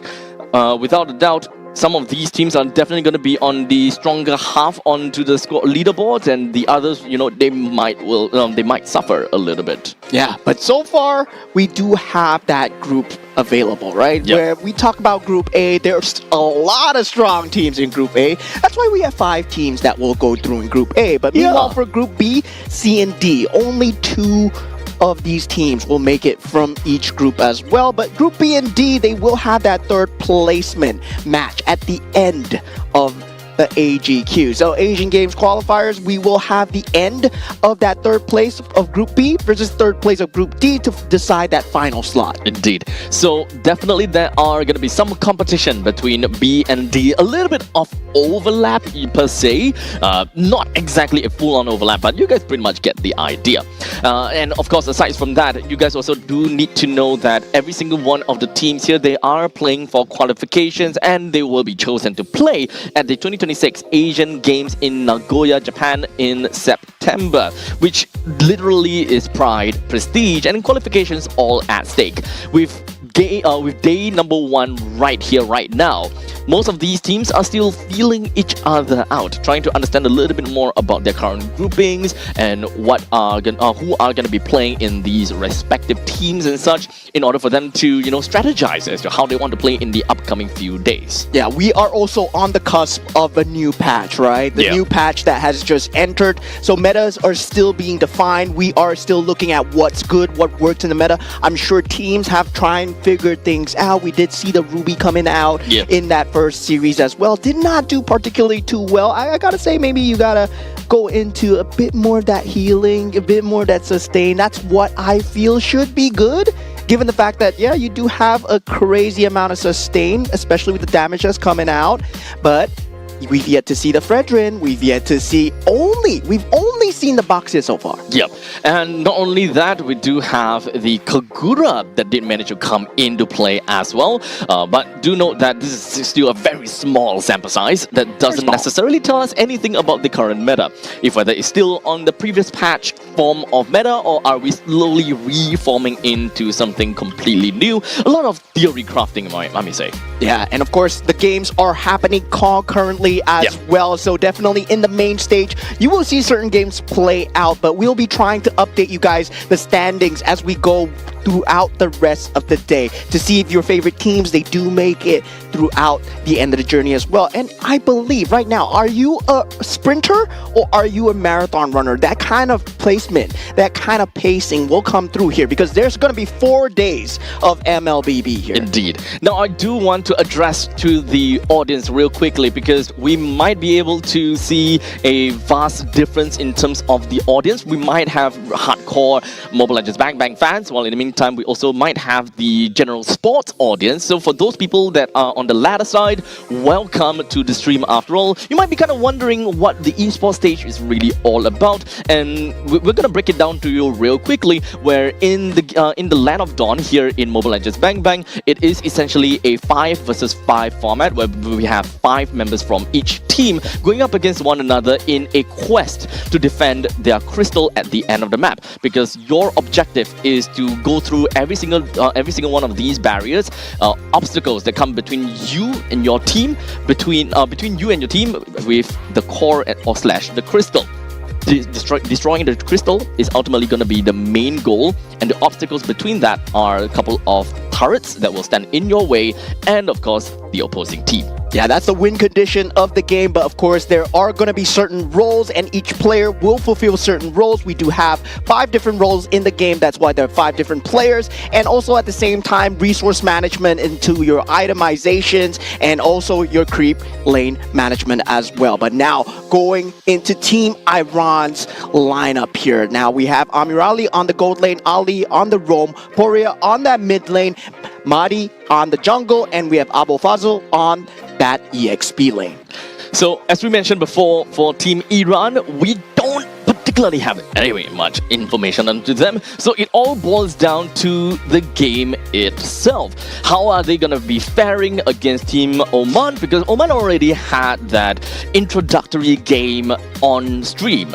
I'll say that the audiences might have a pretty decent idea how they play. When it comes down to the draft, it is not, those very beginner style of drafting, such as we see something like, Mia, Layla, those kind of things. No. Because we can definitely expect these kind of things to happen. Yeah, we can definitely expect these kind of things to happen, but I believe the teams here, they will have opportunities to exchange with each other as well. This is a melting pot of MLBB players, right? Yeah. And now looking aside from the side of Team Oman, once again for the second time on the main stage, we're going to have El Rakati on that gold lane, El Karusi on the roam, El Ghassani on that mid, El Breaki on the jungle, and El Alawi on the EXP lane. Yep. So we've seen how they fare. We saw how they played. So coming into the game against Team Iran, for these players, they might have a bit of idea how the opponent is gonna play, or maybe not. So moving on to the drafting stage is essentially gonna give them a pretty good idea what kind of composition, what kind of play style they want. But in the first series, it does seem as though they have a specific play style that they prefer, which is a lot more divey. However, these dive composition mostly comes into fruition only in the later stages of the game, without much thought into tempo building. How do they even get to that final end result? I think that is mostly going to be what's lacking from the side of Team Oman. And once again, we get broken walls. Okay. The 50-50 has been decided, and we are going once again with broken walls. Stop it with your 50-50, dude. It's always a yes or no. Are we going to get broken walls or no? And we got it. We got it. Well, it's gonna be back again onto the broken walls. Doesn't necessarily change too much about the current meta, nor the drafting patterns as well. Maybe a small little inkling of, affection, or rather a small inkling of impact to a certain extent. And so far, Team Oman, they have been, as we said, right, they want to play this team fight composition lineup. I would say they want to play that top down. They want to have that Atlas. We saw it both times in the games where they picked out the Atlas, trying to get that Fatal Links combo, especially with the Irithel, that AoE damage that does come out from the Irithel as well. But so far, they have not been able to make it work, especially against Team Saudi Arabia, because they see it coming, right? Even me, I see it coming, because the only way that you are going to initiate is that Fatal Links. They have not found that secondary combination to actually force out the initiation. Usually you have maybe something like a Lapu Lapu, a glue, to force out these fights before the Fatal Links is used. It comes out as a countermeasure, and that's when we saw the Belleric meta, where the Belleric was used as a counter initiation meta, and the Fatal Links has to be used in that same direction as well. So kind of like a foolproof way where instead of you jumping into the enemies, you force your opponents to come into you and just kind of force them to react, force them to react, or give them a very decision to make. Number one, do I want to let this Lapu Lapu just chip us off, or do we want to go and challenge against the Lapu Lapu? Do we have enough information that the opponents have a decent counter engage to come in? Do we have the resources to get ourselves out of that kind of situation, for example? Yeah, now that we have established their playstyles, I'm not too sure about Team Iran though, right? How are they going to respond against Team Oman, right? Given the fact that you know this about Team Oman, but can you do anything about it? Because Team Saudi Arabia, they did a great job at dealing with the Black Dragon form that is the Yuzong as well. Usually we saw the EXP laner, the Black Dragon form was used to try and usher that team fight in, but then they made the great disengage coming out from Team Saudi Arabia. We just don't take the team fight. And then you force out a fatal link on one person, and then that's it. I think we gotta have to remember that some, or if not most of this game for day number 1, the pressure is low. Low impact, and it's mostly about, you know, we are in for Asian Games. Let's get excited, let's kind of get ourselves into the mood and have some fun. You know, leave the stakes for the next few days after, you know, we kind of collected ourselves, we get ourselves a bit more of that confidence coming in, because day number 1, like we mentioned, it's all about gauging yourselves. All right, then we already have the drafts underway. So looking like the draft coming through, we'll focus on the picks first. Marcel being picked up from the side of Team Iran, and they will be having the Baxia and also the Eve as well. Looking like the Fredrin and also the Matilda combo. This was what I was looking for to see. With the buffs on Matilda right now, that Kimmy as well. Team Oman looking like a much better draft on this half. Okay, so kind of a little bit of a switcheroo to a certain extent. For the side of Team Iran, with the Marcel, Baxia and Yves, they do have pretty good control in large areas with the RWM as well as the Golden Hour, while Baxia is a little bit more, you know, more onto the tempo style. So we still don't really have a very good idea what Team Iran is trying to go for as of yet. But for the side of Team Oman, we can generally say the same, but they do have a lot of a stronger foundation in the early stages of the game, having the Fredrin as well as the Matilda. With the Kimi in the middle lane, this is their roaming trio. So they do have chip damage that eventually helps them pretty equally. So they are probably just lacking on that XP laner that can give us that level of burst in order to enjoy more early game kind of damage or early game of impact. Yeah, at the same time, I do like the Phoveus ban coming out from the side of Team Oman. It seems like, yeah, they really know what they're doing, right? When you're playing against this heavy mobility coming out from the Kimmy, coming out from the Fredrin, Matilda, and also this Ruby pick, that Phoveus ban is crucial. And now for the side of Team Iran. Right now, will they want to go for that kind of glue pickup? No, they don't. They go for the Lapu into the Granger as well. Okay, so at this point in time, this is probably one of the only moments that I'll say, okay, Oman, I think picking up the Aerithel is going to be great. But in this case, it's going to be completely different. Okay, wait, hold on a second. Wait, are we looking at a Ruby gold lane?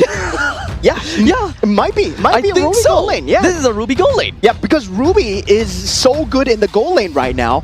We were talking about the Ruby just being good as a general pick. And now Ruby just destroys every gold lane. I would say even the Granger is going to have a hard time, even at level 4, right? One, I'm offended. That combination comes through, that control. You gotta have the Purifier, especially on the Granger, as much as possible. It's kind of like a blast in the past, right? We are going back to the we're going back to the fighter meta once again. And I did mention, of course, that from the XP laner, I do want to see someone that have got the that does have the early game potential to be getting yourself a good amount of power spike. And as a Benedetta, if you do want to go for more of the assassin style with the Blade of the Heptases, that kind of stuff, it does help your team a lot more because your team is relatively tanky in the front lines. You don't have the form of burst to help the team secure kills, but with the Benedetta coming in, you've got great mobility, you've got great damage. It should be able to help the team pretty effectively.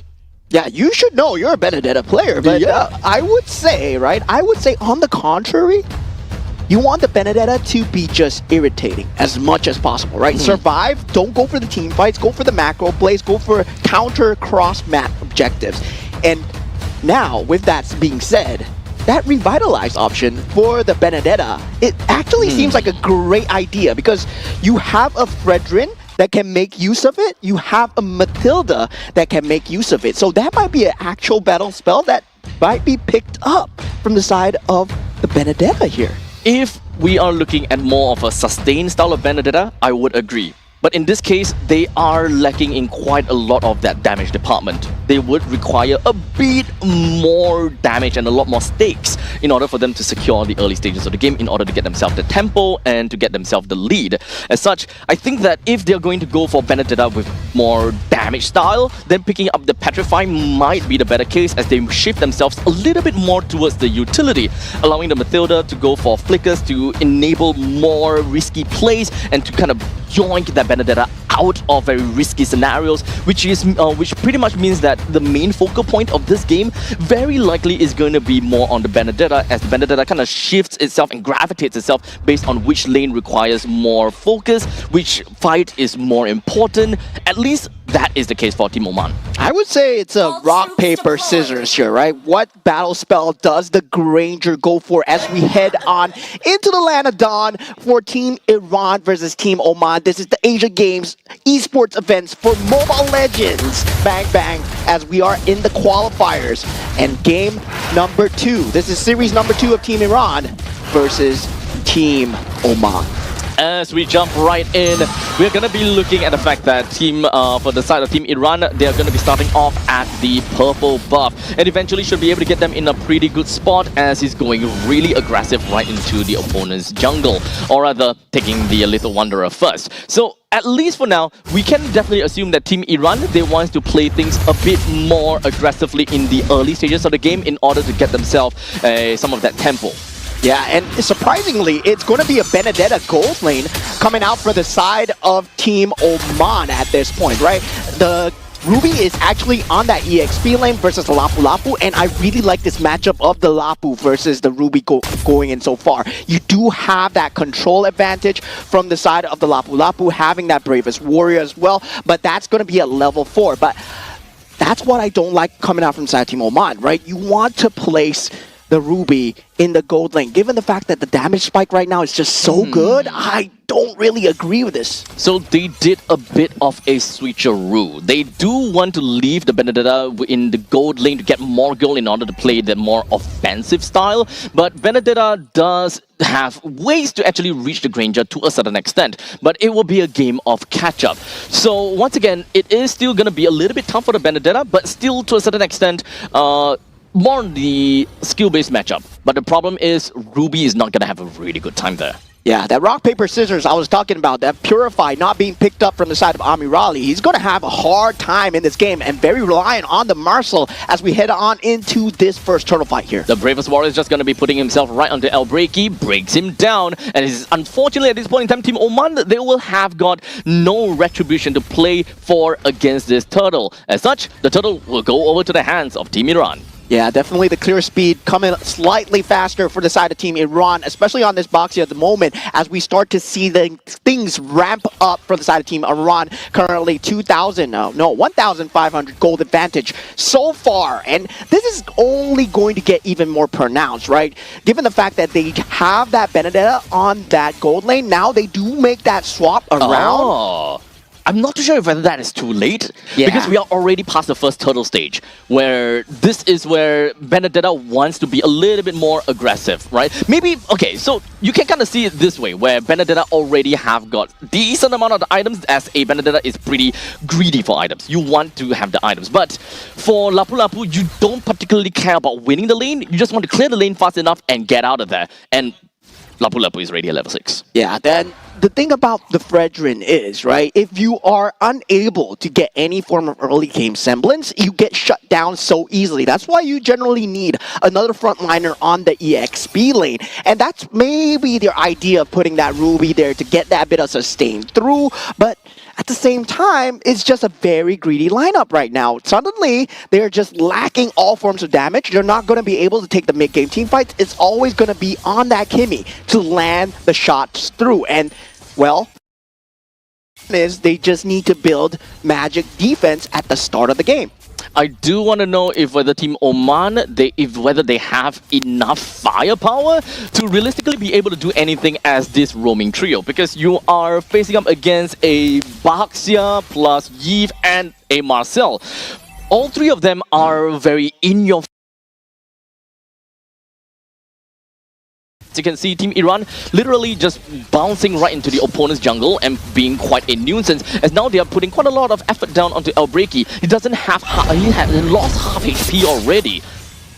Yeah, ready. Early game not going well for the side of Team Oman. Once again, Team Iran really knows how to play with the map, and this Bravest Warrior usage is putting Benedetta in a lot of trouble here. Yep, as such, Benedetta now have already went straight in for that Lecto final blow, only to get stunned in by the Bravest Warrior and losing her own life. The entirety of Team Oman now will have got no Benedetta to play for them, and the RWM opens up from Puria, just immediately locking down the Elbreki, and this is yet another turtle fight that did not go to Oman. Yeah, this is the case where mobility doesn't matter if you can't survive, and look at them once again. The mobility is there, but not enough to survive, right? Team Iran just brings in the control. Having the Marcel is going to be a huge issue for the side of Team Oman, and we have not talked about this enough, but Marcel being out in that pool that early, and given to the fact that given to the side of Team Iran, it's just going to be very hard to deal with. That vision game is going to be consistently up. And not only that, you also need to consider the fact that we are already at a point where, oh wait, hold on a second, that is going to be I'm offended, and we'll be able to connect them to 3. Pretty darn good from the side of Team Oman as they managed to take down Puria, which is one of the main clutch stones or cornerstones of the team fight. As such, all the Team Iran could do is just flee. But very good disengage coming out from the side of Team Iran, right? You saw the macro gameplay going in, that usage of that golden hour just to get out in time. And on the other side of the map, Lapu Lapu gets a solo kill onto El Alawi. That Benedetta was not there, was not in time for the EXP lane, and this switch up might be going against Team Oman right now. Both teams are going to go head-to-head with one another. They do have a way to pull the Brethren right out, but unfortunately not for El Ghassani, as it's going to go straight down as well. Team Iran is constantly just in the face of Team Oman, not quite oppressive in terms of the standing objective, but they can definitely reach there. As now we've got Ali immediately just running by and being a drive-through on the 2 members, take one person down quite immediately, and they are trying to rack up as much kills as possible for Amir Ali. 6 minutes into the game, ready. That tier 1 turret for that mid ground That's is great. already down. Crazy map advantage coming in for the side of Team Iran. They're going to continue to push it, but they have the range, right? Rhapsody is now going to be a huge threat. Sky Piercer probably going to be picked up from the side of Amir Ali. At the same time, Abu Fazil, he's 301, level 11 on the Lapu Lapu, mind you. There's no one crossed the level 10 on Team Oman at this point. It's really difficult for Oman to do anything at this point in time due to the levels as you mentioned. So trying to fight for the turtles is definitely not quite there. As you can see, Elbreki is going at level 8, which is actually the same as Ali.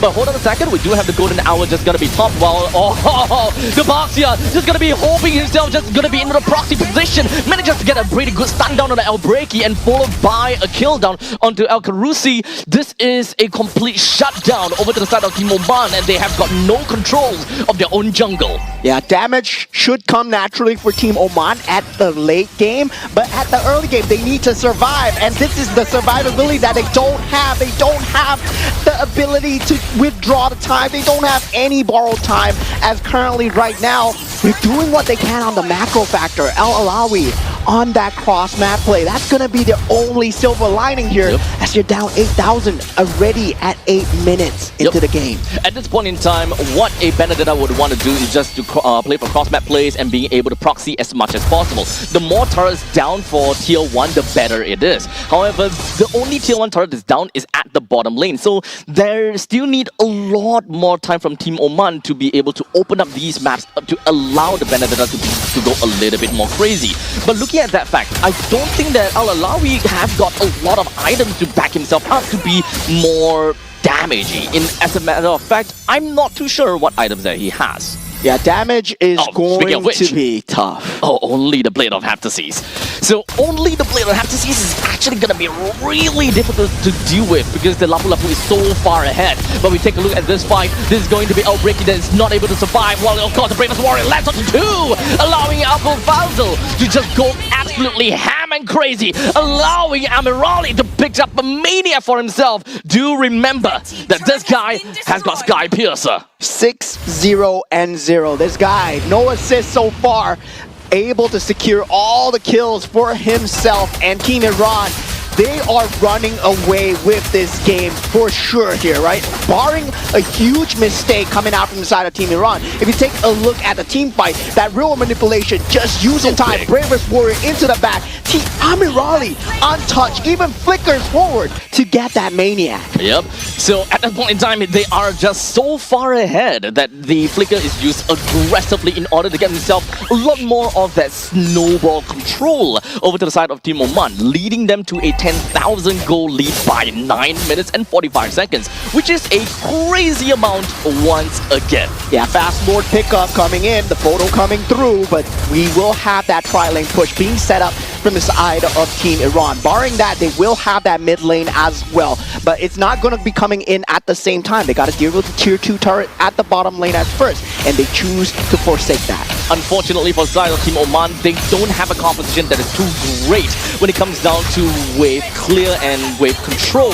So when it comes down to clearing up these waves, they will take a lot longer of time. And despite the fact that this is only the first Lord, they very likely will lose the T3. As now the members coming from the side of Team Iran is just going to be putting themselves right in the face of Team Oman. And RWM into the golden hour, locked 2-person out of the fight, leaving El Rakadi to just put himself right in the front of the battles. He will lose his life on top of all of that, but that will open up a very good avenue for the rest of the members from Team Oman to push the rest of Team Iran away, or rather Team Iran away. But there is still gonna be another point in time where they can just jump in onto the T3 turret in the middle lane and effectively even the bottom. Yeah, Team Iran right now, they had 3 members on a sliver of HP, and Team Oman could do nothing about it. They were just flaccid as they could only watch because they don't have a marksman. They had a Kimmy, yes, but Kimmy does not have that range.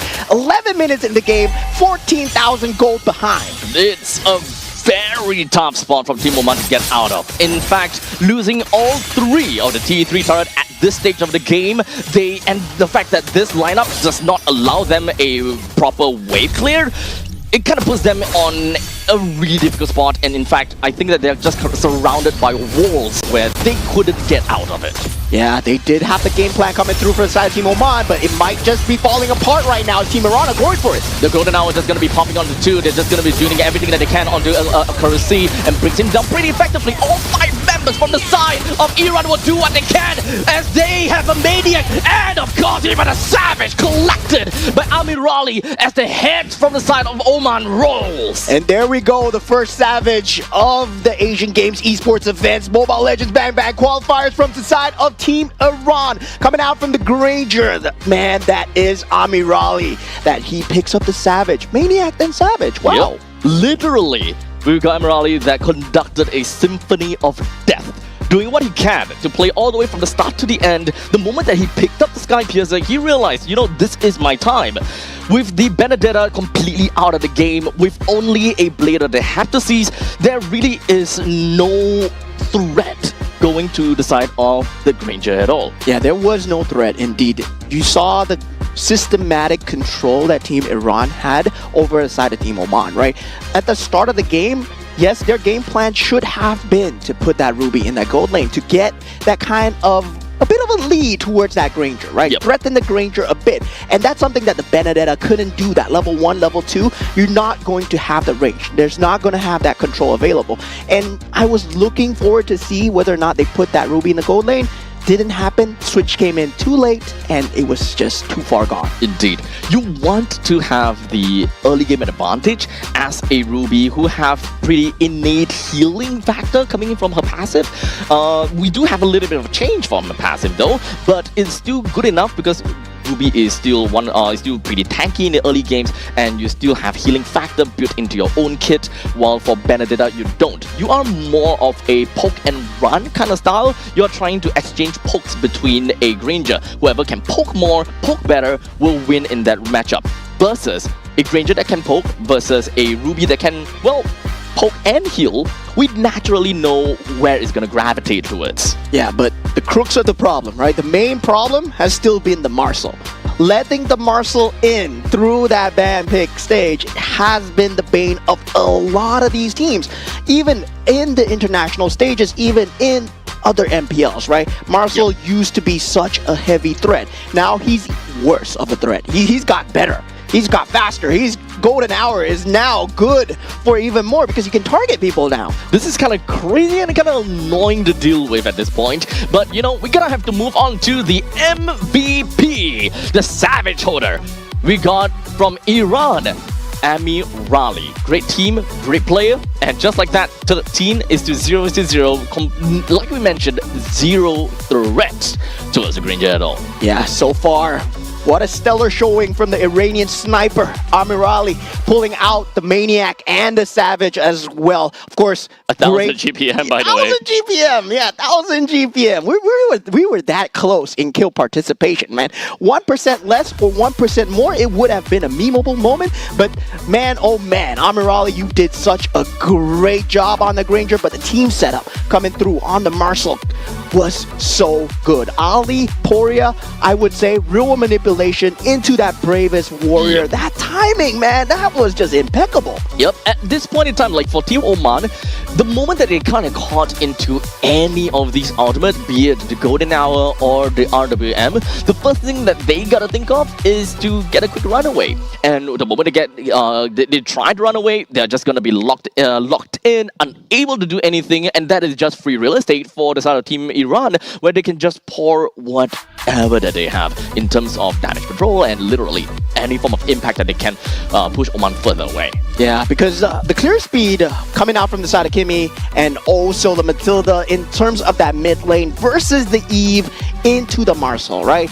It's going to be a wash, but at the same time, the rotations weren't coming through on time. And we saw the early game where they put Rakati on that EXP lane, and that was just all sorts of trouble coming out from the side of Team Oman. Switch came out a little bit too late, but looking at the damage dealt, it's just going to be all Team Iran at this point, because at that point, there is no sustain coming out from the side of Team Oman. They did not have the farm to work with. They couldn't even survive these team fights. In fact, I think that Team Oman did kind of shuffle their players a little bit, if I am not wrong. They might have shuffled themselves in terms of their roles because they wanted to play dynamically, right?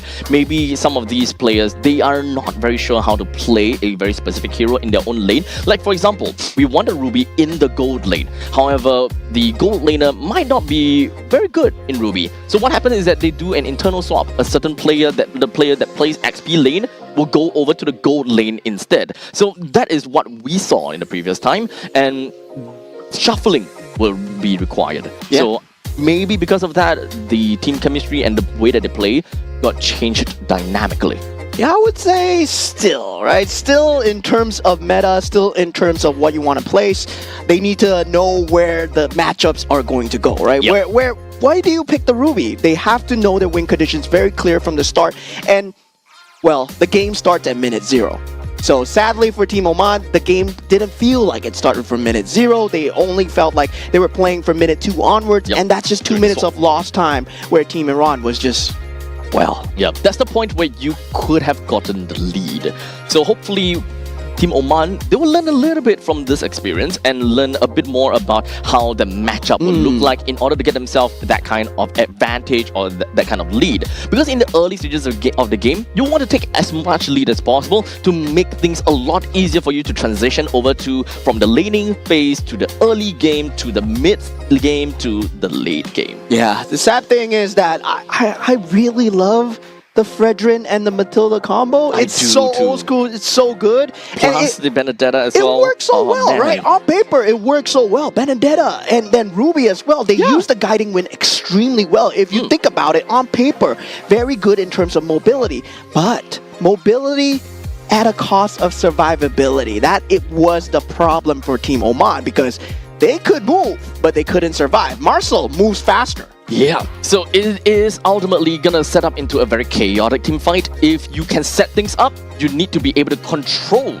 the key team fight. And we just all said and done, we are gonna go off and take a look at what game number 2 is gonna be like after this very short break. So make sure you guys don't go anywhere too far though, because game number 2 between Team Iran versus Team Oman will come back to you guys very, very quickly. And of course, this is the 2026 Asian Games Qualifiers. You guys are watching the MLBB version. We've got more for you guys. Don't go anywhere too far. We'll be right back with you.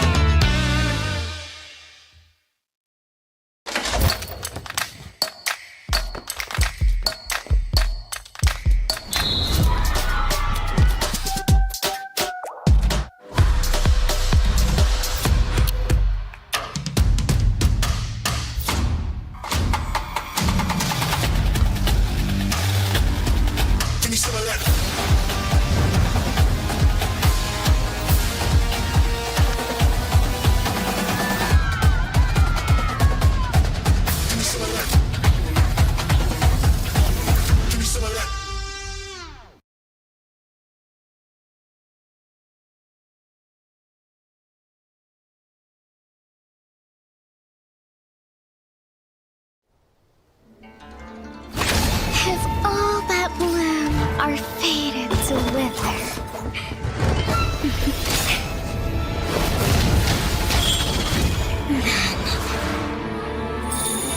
I'll enshrine your most brilliant moment in crimson splendor. Even something so crude can be graced with a splatter of the